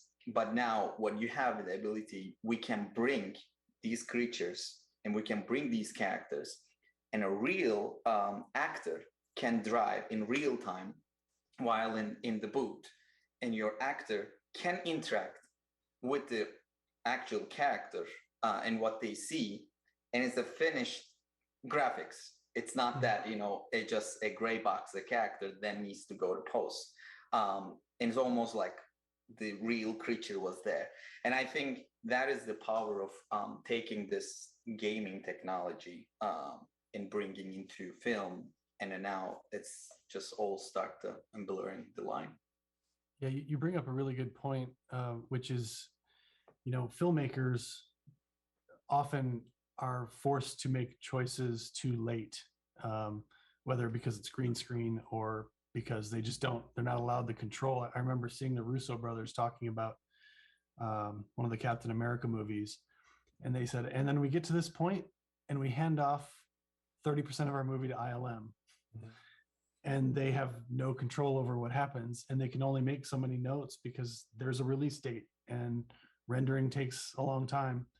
And being able to have all of that information on set actually makes for a better filmmaker, because they have to make choices, and you still have, bailouts. Like, let's say we didn't have something we needed. You can plop that green screen into your camera frustrum and deal with it later. But it does give the filmmaker more control, I think, whereas that's what they want. I think filmmakers have been losing control as the computers have gotten better and bigger, and more shows are 90% green screen. And this brings back some of that control. You know, what's interesting about that point of view is one could almost say, though, conversely, that because you have to do so much at the front end now, and that's the biggest distinction here is your art department. I work in productions where it's in the can, it's been shot, and we're still designing what is going to swap out the green stuff. So there's sort of a luxury in that of we'll figure it out later. We have more time, but there's also an irresponsibility attached to that, which is I don't need to really decide right now. I'll figure it out later, and as a consequence, it's a little loose, and money has been spent on things. So by the time you get to closer to the finish line, you realize, oh, I didn't quite hydrate enough. I can't quite make it through the finish line here. And but the most important thing, and there'll be plenty of hiccups here, is that this new process means you have an art department way earlier than you would have normally. And you don't have ILM or WETA picking up the pieces and finishing the design and building the assets digitally, and what is the fastener that's going to be used on this bulkhead. That all has to happen now at the beginning. And the dollar signs are in a place that you normally don't see them. So that's an important distinction with production. When a company is funding it, they're looking at the spreadsheet of movie making and they're like, you need $55 million right away with your art department? That's insane, because it was never that way. Nope. Yeah, and I promise you that you won't throw $55 million in the garbage as a result. This is all useful, usable stuff. Everyone's going to learn and have to, I think, have a leap of faith with some of this, but we're at the very front lines of proving some of these things out. And I've learned in such a very tiny scale with what I'm doing with you guys, the value of doing it up front and committing to something at the beginning. And that's the responsible part, dare I say. But artistically, I think the argument would be, yeah, but I like it to be organic, and I like to be able to change my mind even after we filmed. So it's going to be, dare I say, this is a different artistic tool, and it's going to work for some and not for others, but digital cameras versus film.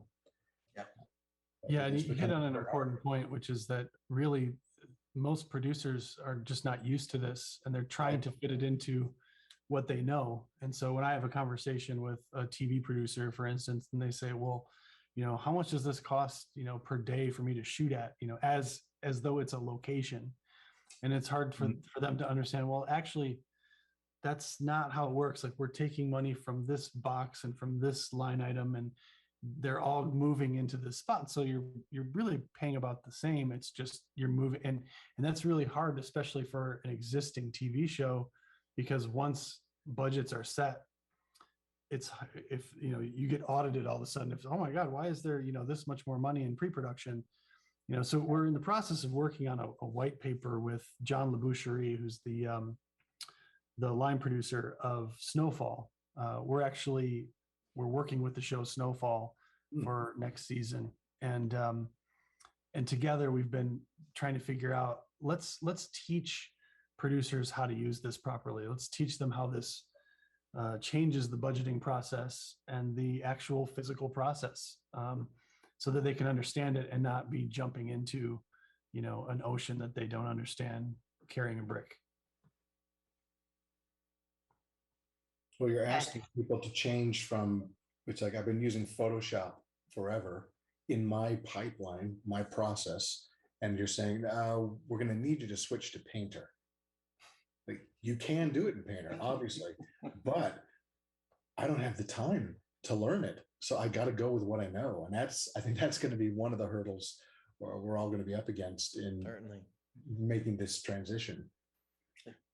For sure.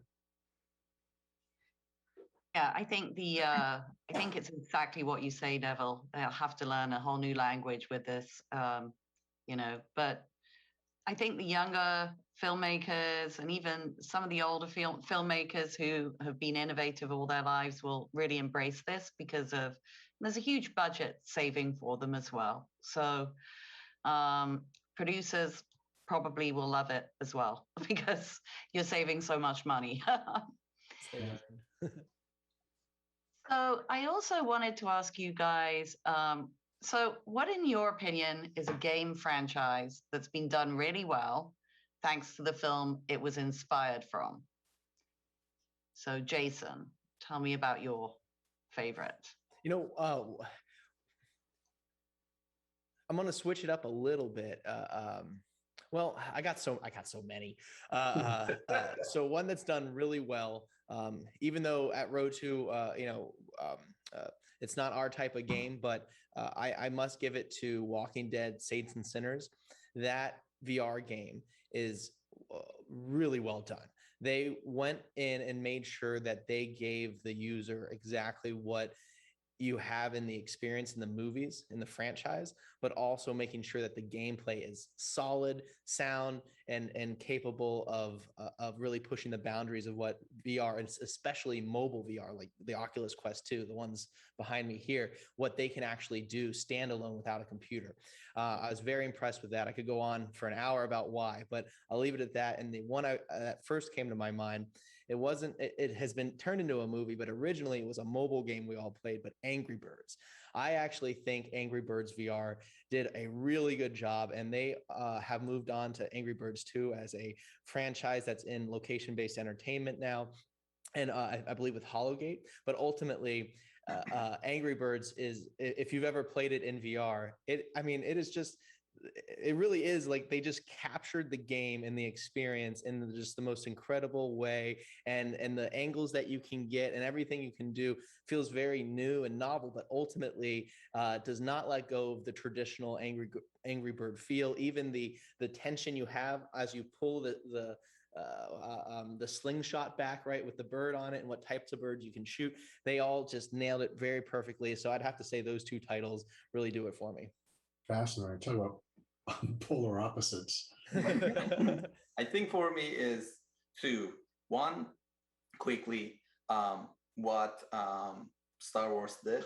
I think Vader Immortals, the first episode was for me absolutely, as a Star Wars fan, was just like, okay, that's it. I mean, this has been, I wish this was, exist, when I was just, 10. And now, in that age that people experiencing Star Wars is a whole different level, to able to get into, the earlier, what we were talking about now, just have a lightsaber that I dream of, and I can push the button. I'm literally, it sounds like that. I'm just having a, lightsaber duel, or just, I have a lightsaber dojo that I can able to, experience that. Two, actually, is a Star Trek, which is, it's been pretty interesting to be able to be in the Enterprise and connecting with your friends network, to able to literally steer the ship, and everybody has a role. Well, we watched this role in the movies, but now you're in the role. Well, go ahead. Now it's not that easy, obviously, that you were watching the movie. So I think that two big franchise, and how is immersive to became a game, and not only game, is immersive as a VR game. Yeah, I think I also love Vader Immortals. I think the game that I feel like really pushes the limits is also a location-based game based on Star Wars, called Secrets of the Empire. Yes. Which is at the Void. If you're lucky enough to have the Void somewhere around you, if it still exists, with COVID happening, I don't think it exists anymore, AJ. Oh, man, somebody's got to bring that back, because being able to walk in, like physically walk around and see your friends as stormtroopers, and you can hear each other, and it's all VR, but everything is enclosed on you. You have haptic suits, so you can feel yourselves getting hit with laser blasts, and there are puzzles to solve, and the interactivity of it is just incredible. And it brings together all of those elements. You know, when I think about a film experience where you're sitting with your friends in a theater, and that's what makes that special, is you're all experiencing it together. And being able to do that, you're still standing there, and they've even added some like environmental things, like you're on you know, this thing, and you're in a really hot place, and they have like a heater that goes by you, so it's like, oh man, I feel like I'm really, you know, they just did a really great job with that. I'm sad that the void is gone. Yeah, that I had one experience in Australia, and I wish I could recall the name of the place that provided the facility and all this gear that you're wearing. And it was a zombie experience for the most part, and I'm not a fan at all of first-person shooter zombie type games. I was so into it. It was embarrassing. Actually, those people are called zero latency. I'm pretty sure that's what you experienced. And yeah, thank you. they've actually just released Far Cry, which is based on a video game at their location-based, Melbourne? Yeah. Well, or actually, they're in Vegas. They're all over the place now. In Melbourne. And actually, I played it, I think, the day after it came out. So, and it was super fun. It's a first-person shooter. And like you, I'm not really into first-person shooters, but, you know, it was super fun. And then in the middle of it, there's a really kind of trippy, dreamy bit where, you know, everything kind of like you're on acid, like I would know, but, you know, anyway. So anyway, it was really well done. Highly recommend that. It's at the Zero Latency at Las Vegas at the MGM. So I'm so sorry. No, go ahead, Noel. I don't want to take up too much time on this, but I think it's one of the many areas that we can utilize virtual reality. When you think of, I'm going to go a little soapboxy here for a second, but when you think of zoos and circuses with animals and places like SeaWorld, etc., I take issue with most of those when it comes to animals. And the argument can be, well, if a child gets to see an elephant in captivity, and because of that experience, they are motivated to make a difference, then it's kind of okay in a way. And I disagree. If for you to become connected and motivated for conservation means that one animal has to suffer, then I think we failed the point. And that's a puritanical point of view on this. So a parent once said to me, but don't you think it's worth it? And I felt that it was not worth it for the, you know, the good of the many. And then I think about the responsibility we have as humans is, well, get off your duff, go to the jungle, spend the time and the effort and the money to experience it in the wild, in their habitat. You don't have the right to put an animal in a cage to make others more aware.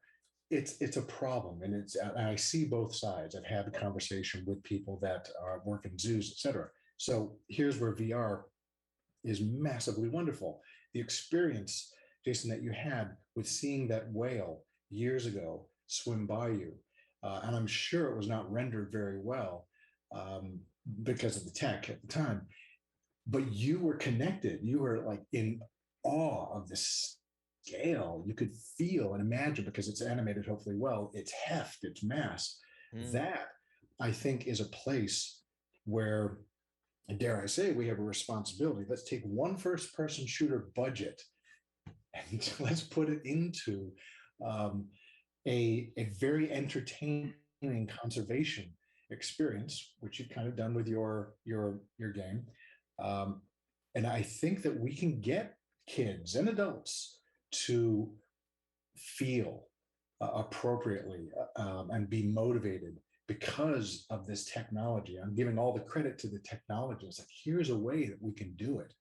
Stepping off my soapbox. I just feel like that it's a way.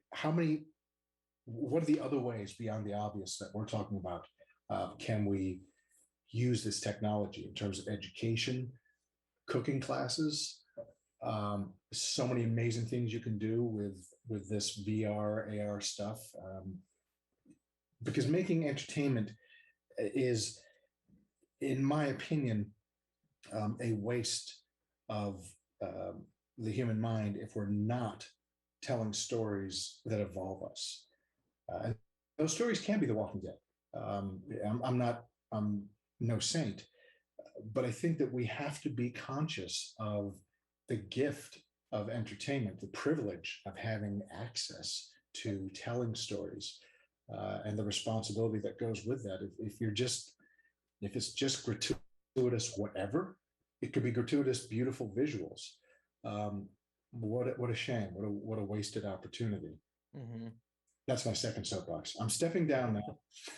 Well, I would love to mention, like, we're on the same wavelength. I think you feel the same with Amir. Like one project I'm spearheading right now on the side at Row 2 is a project called Scallywag, where the Marine Life Center down in my hometown of Jupiter, Florida, well, they're in Juneau, very close to each other,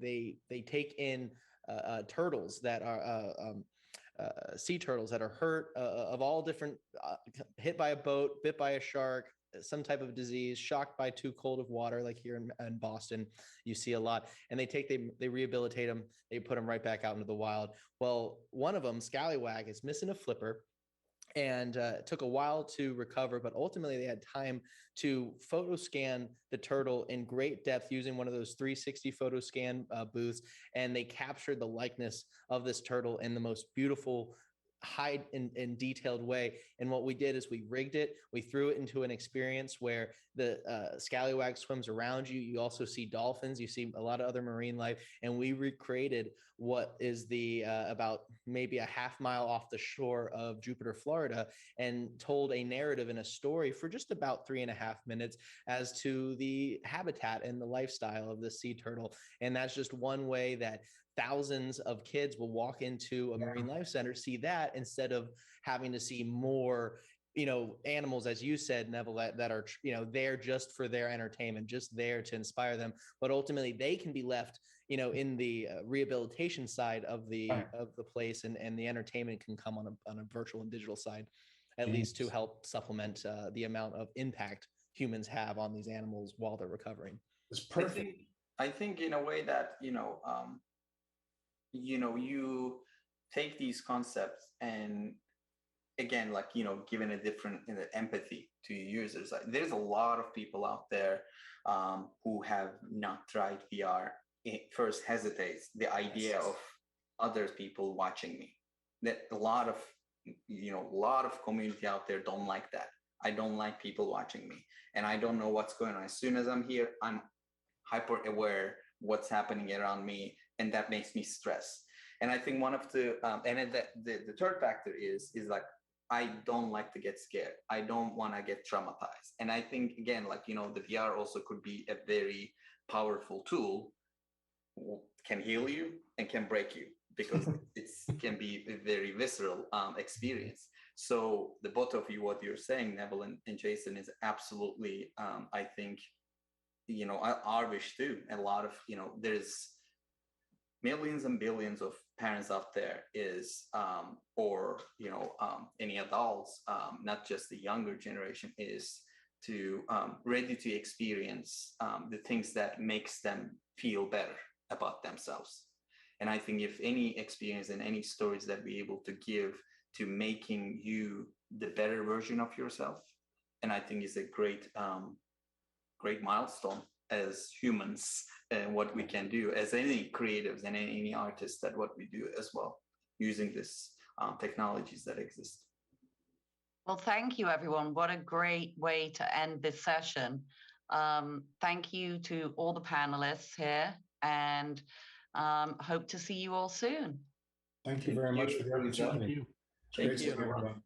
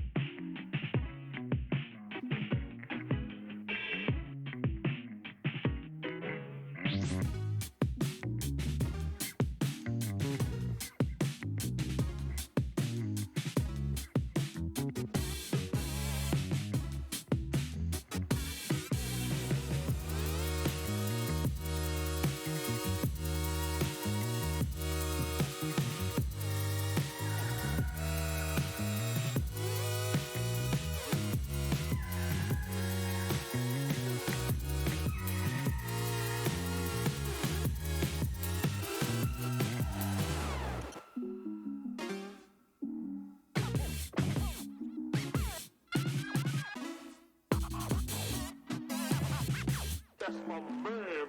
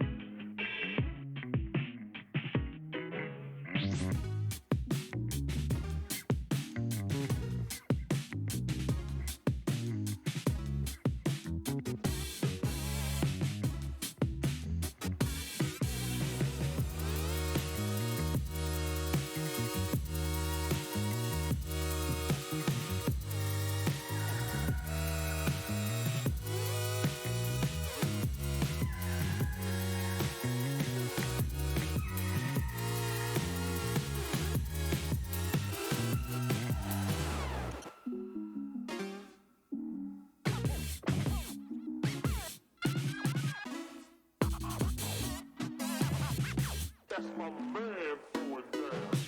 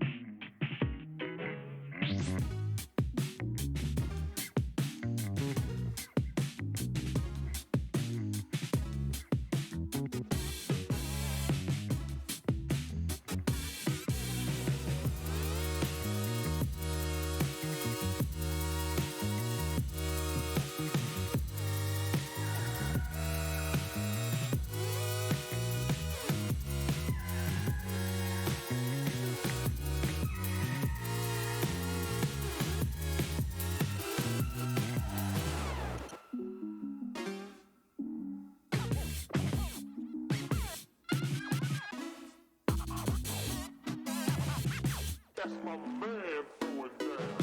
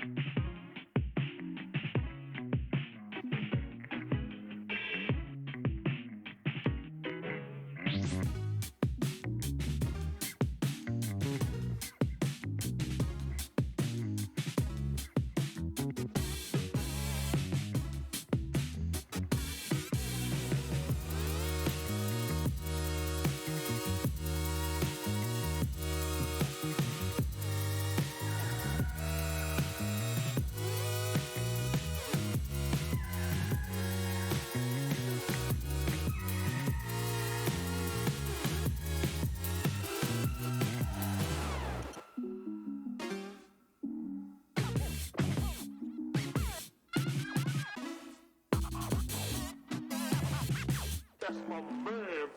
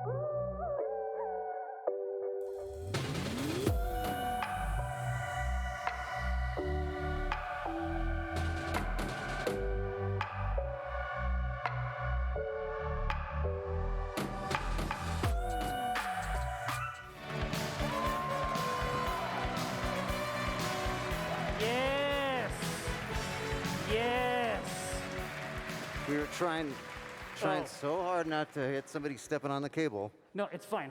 There was a cable issue. We worried it. We've handled it. It's fine. PAX West, what a great pleasure it is to see you again. Woo! Now, you know as well as I do, you have gathered here in this holy place for the closing ceremonies of PAX West, a blood sport that we call the final round of the Omegathon. Yes, yes, yes, that's the correct sound. Now, there is another ritual that you are probably familiar with if you have ever entered this holy space before. And that is where we ask you what you think the final round is, and you answer incorrectly. All right, What has happened if they answer correctly? No, they have occasionally answered correctly, and then I still tell them that they're wrong. It's just, that's the dynamic. That's the dynamic. It's what everybody wants. Yes, It's just a exactly. comfort. So, try your best. What is the final game? Tetris 99, we only have 2 Omega Knots. Tetris 99 is not appropriate. Rampart, honestly, that's a good one. That's a good one, yeah. Make a note of that, Rampart, next time. All right, listen, no, you've embarrassed yourselves enough. That's it, stop, please stop. Now, here, no, Nintendo is not a game. It's just a whole company. It's not a game. Now, Oh, okay. now listen to this. Someday, maybe at Unplugged. Maybe at Unplugged. I'll talk to a wizard of the coast. They're getting rowdy. Now, Chris, Yeah. what do you think the final game is? I think that I'm not qualified to say because I may know what it is. Okay, that's probably true. Now, one thing I know about Chris, if there's anything I know about Chris, it's that Chris loves balls. Is it that obvious?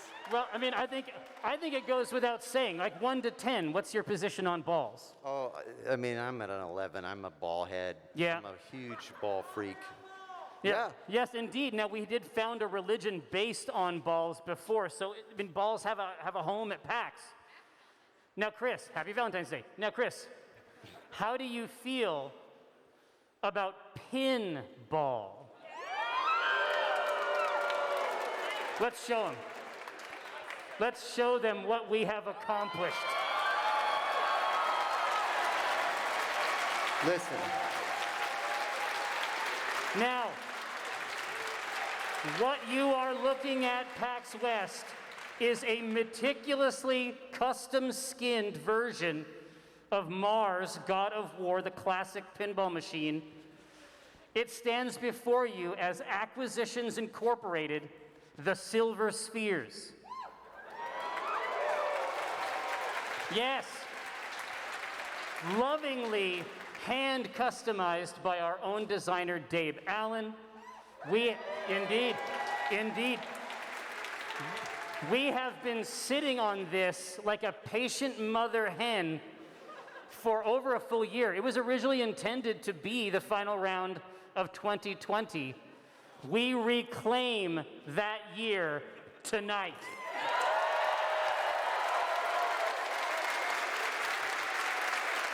Now, I would be content to simply play it while you watched for the next hour. But that is not what this panel is. This panel is the closing ceremonies. It's the final round of the Omegathon. And for that, we require Omega Knots. First up, it is my great pleasure to give you your Omega Knot, Commander Zim.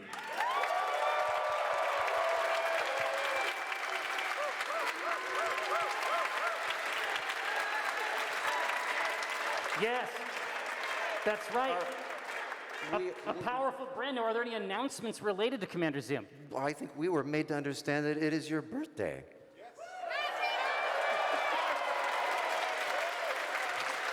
Happy birthday.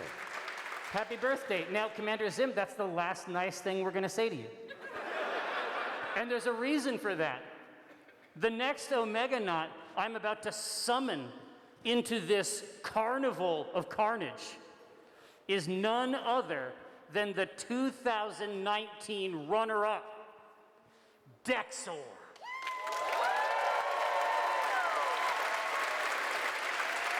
Yes, yes. Now, you can see upon his head, he is crowned with the Omega Nut badges. It's incredible, it's exquisite. It's a diadem. It will almost certainly guarantee him victory. This is the kind of comeback story we like to see. Exactly. And The frankly, narrative way. Dexor is going to offer us tonight is so rich, it's so pure. Commander Zim is also here. Now, if I could please invite you over to this holy sacrament, let me go over some of the basics. Are we ready? So, it wouldn't be Acquisitions Incorporated without the intern death multiplier. Now, your fantasy scenario upon ball launch, ultimately, you would like to knock out all of the letters in the name Omen. That's going to crank your intern death multiplier. It's going to offer you success in your round. The other way to really get big success is to recruit all members of the A-Team franchise and all members of the C-Team franchise. Once you've done so, that will allow you to lock multi-balls here and here.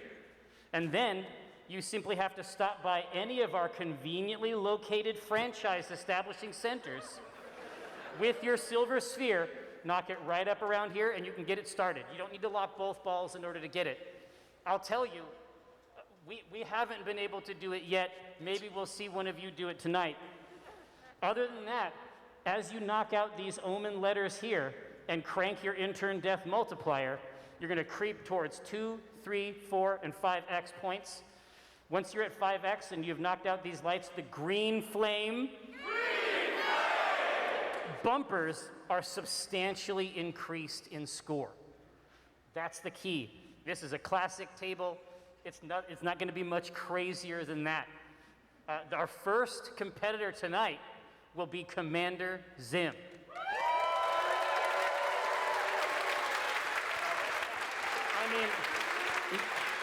Commander,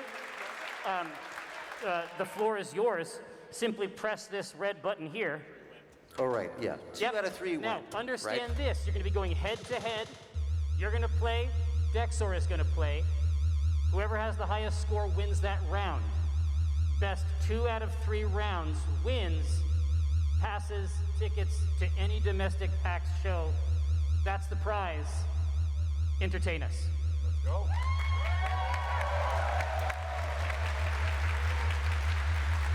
I'm gonna offer a little color commentary. What is pinball? Oh my gosh! So he got the eye, and then the bumpers bounced it back up through the top. Commander Zim doesn't even need to touch it. The ball does what it wants.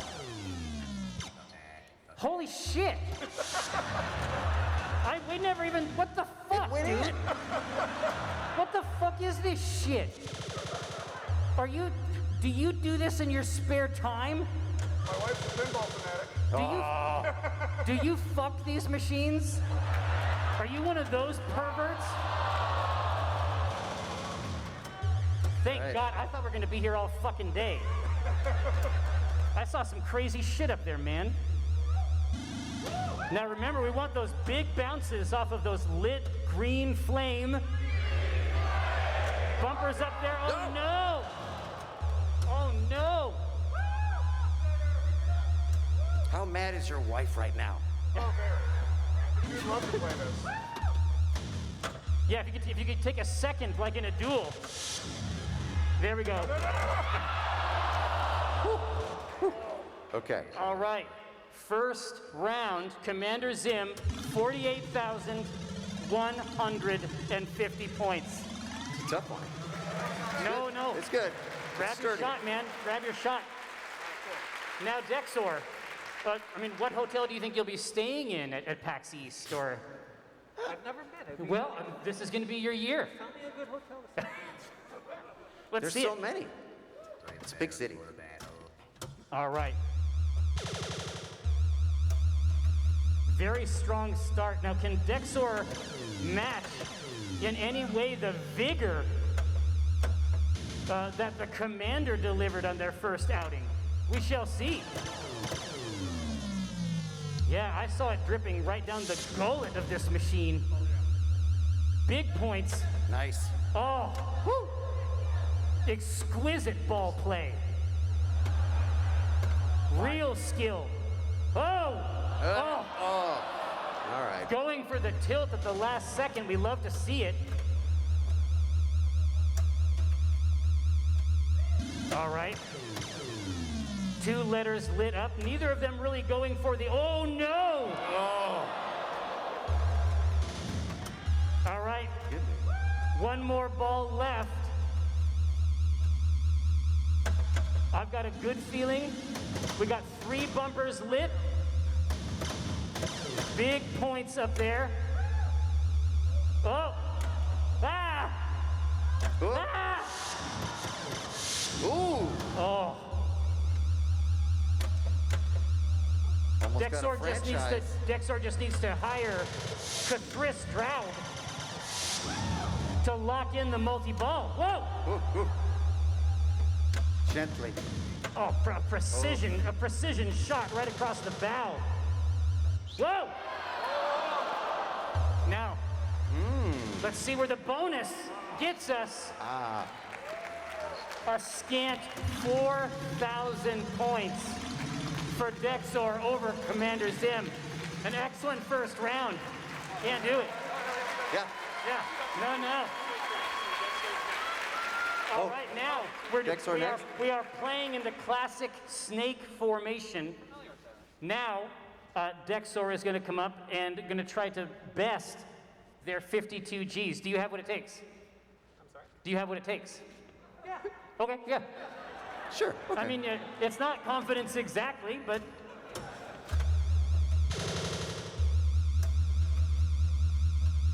Up around the back, seizing a valuable M. It's a favorite letter. Oh, indeed. It's one of the best. The finest. A letter for the true collector. Scoops up a walnut and a dinar. Oh, yeah. Walnut and dinar. Lots of points coming up. 7, oh no!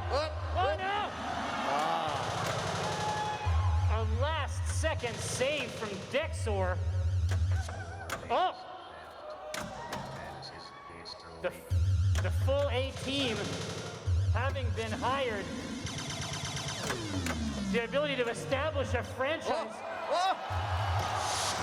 The ability to establish a ball in the upper left and secure true franchise opportunities in red large. Oh! Another incredible bounce. Back up where he likes it, near those hot bumpers. Intense eldritch flame alight. That's it. That's it. Are we going to see a multi-ball today, Mr. Stroud? I've dreamed of this moment. How the fuck are you doing this? Dexor the unkillable. Ooh. We have moved up into the 2x multiplier.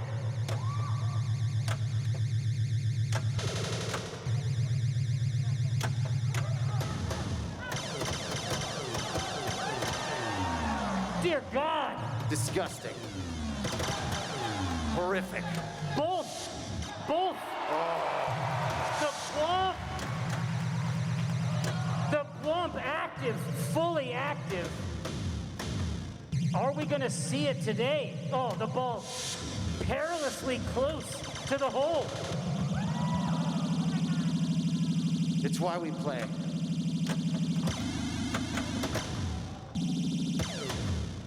Oh, so close! Dexor in some kind of ball-inspired trance.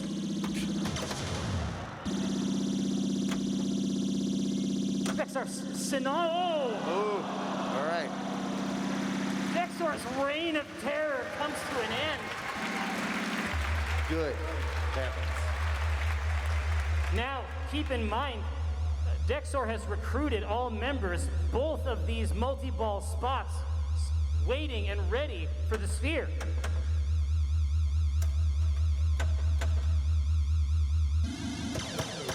Good start.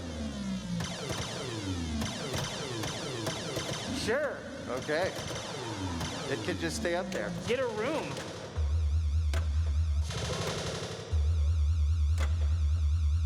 Not afraid to use the upper pair.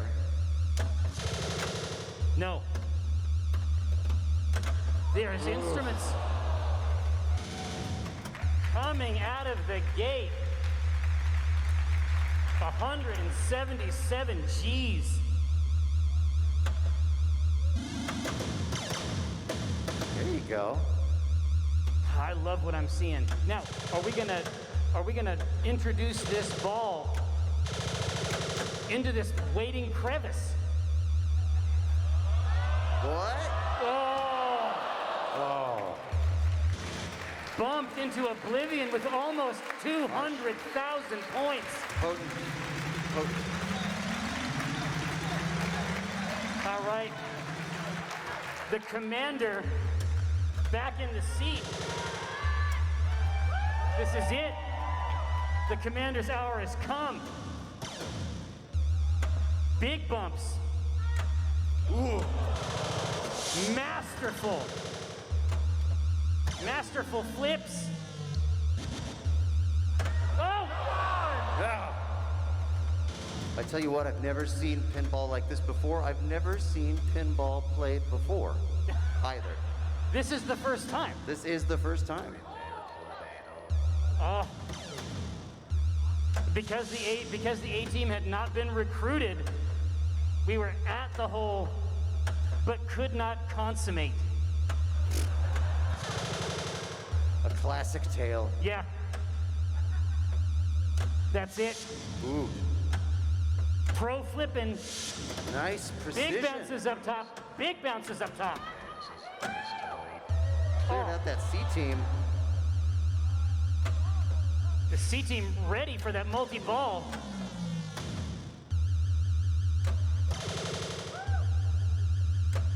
Oh, Oof. perilously close.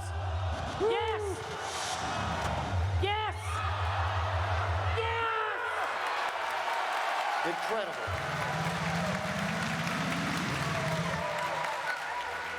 Ball one locked. Now, you have but to stop by any local franchise office. Yes! Oh. Yes! Big bounces up top. No. You got Yes! it. You're all right. Ooh. Nice. Whoa! Oh my gosh. That was like in the movies. This is it. This is it. You can't put two balls in one hole. I mean, it's one at a time. It's a classic tale.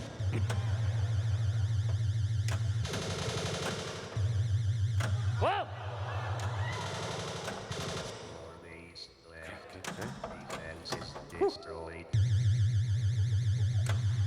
I can't believe how invigorating this is. Oh! Yes! No! No! Whoa! All right, 60 G's. The locked ball cast out.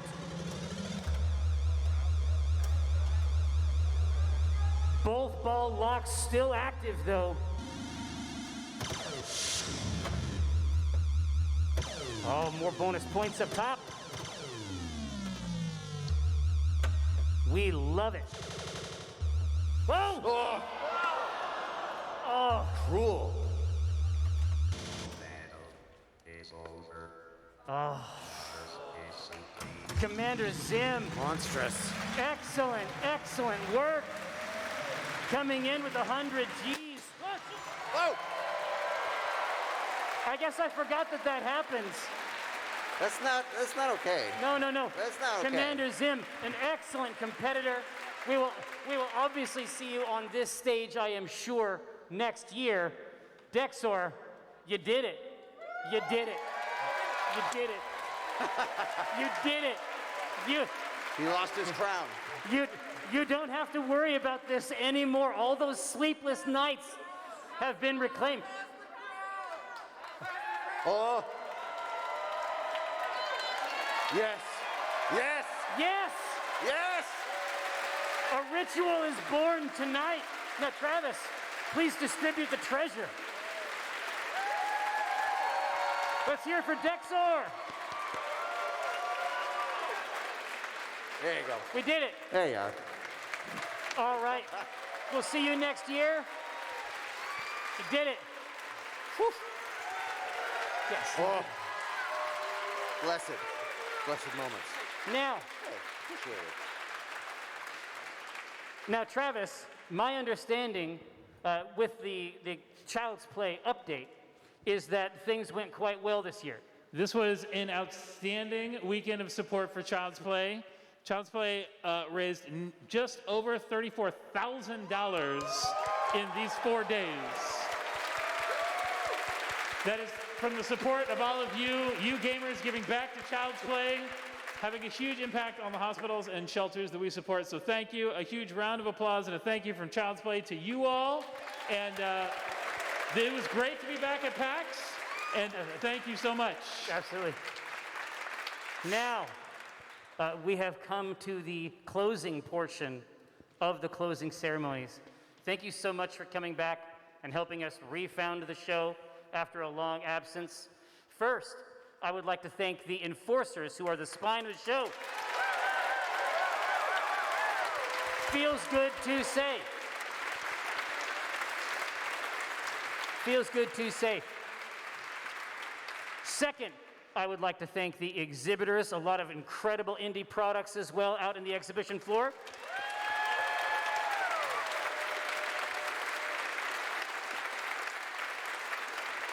And finally, I would like to thank you again a second time. We will see you at PAX Unplugged.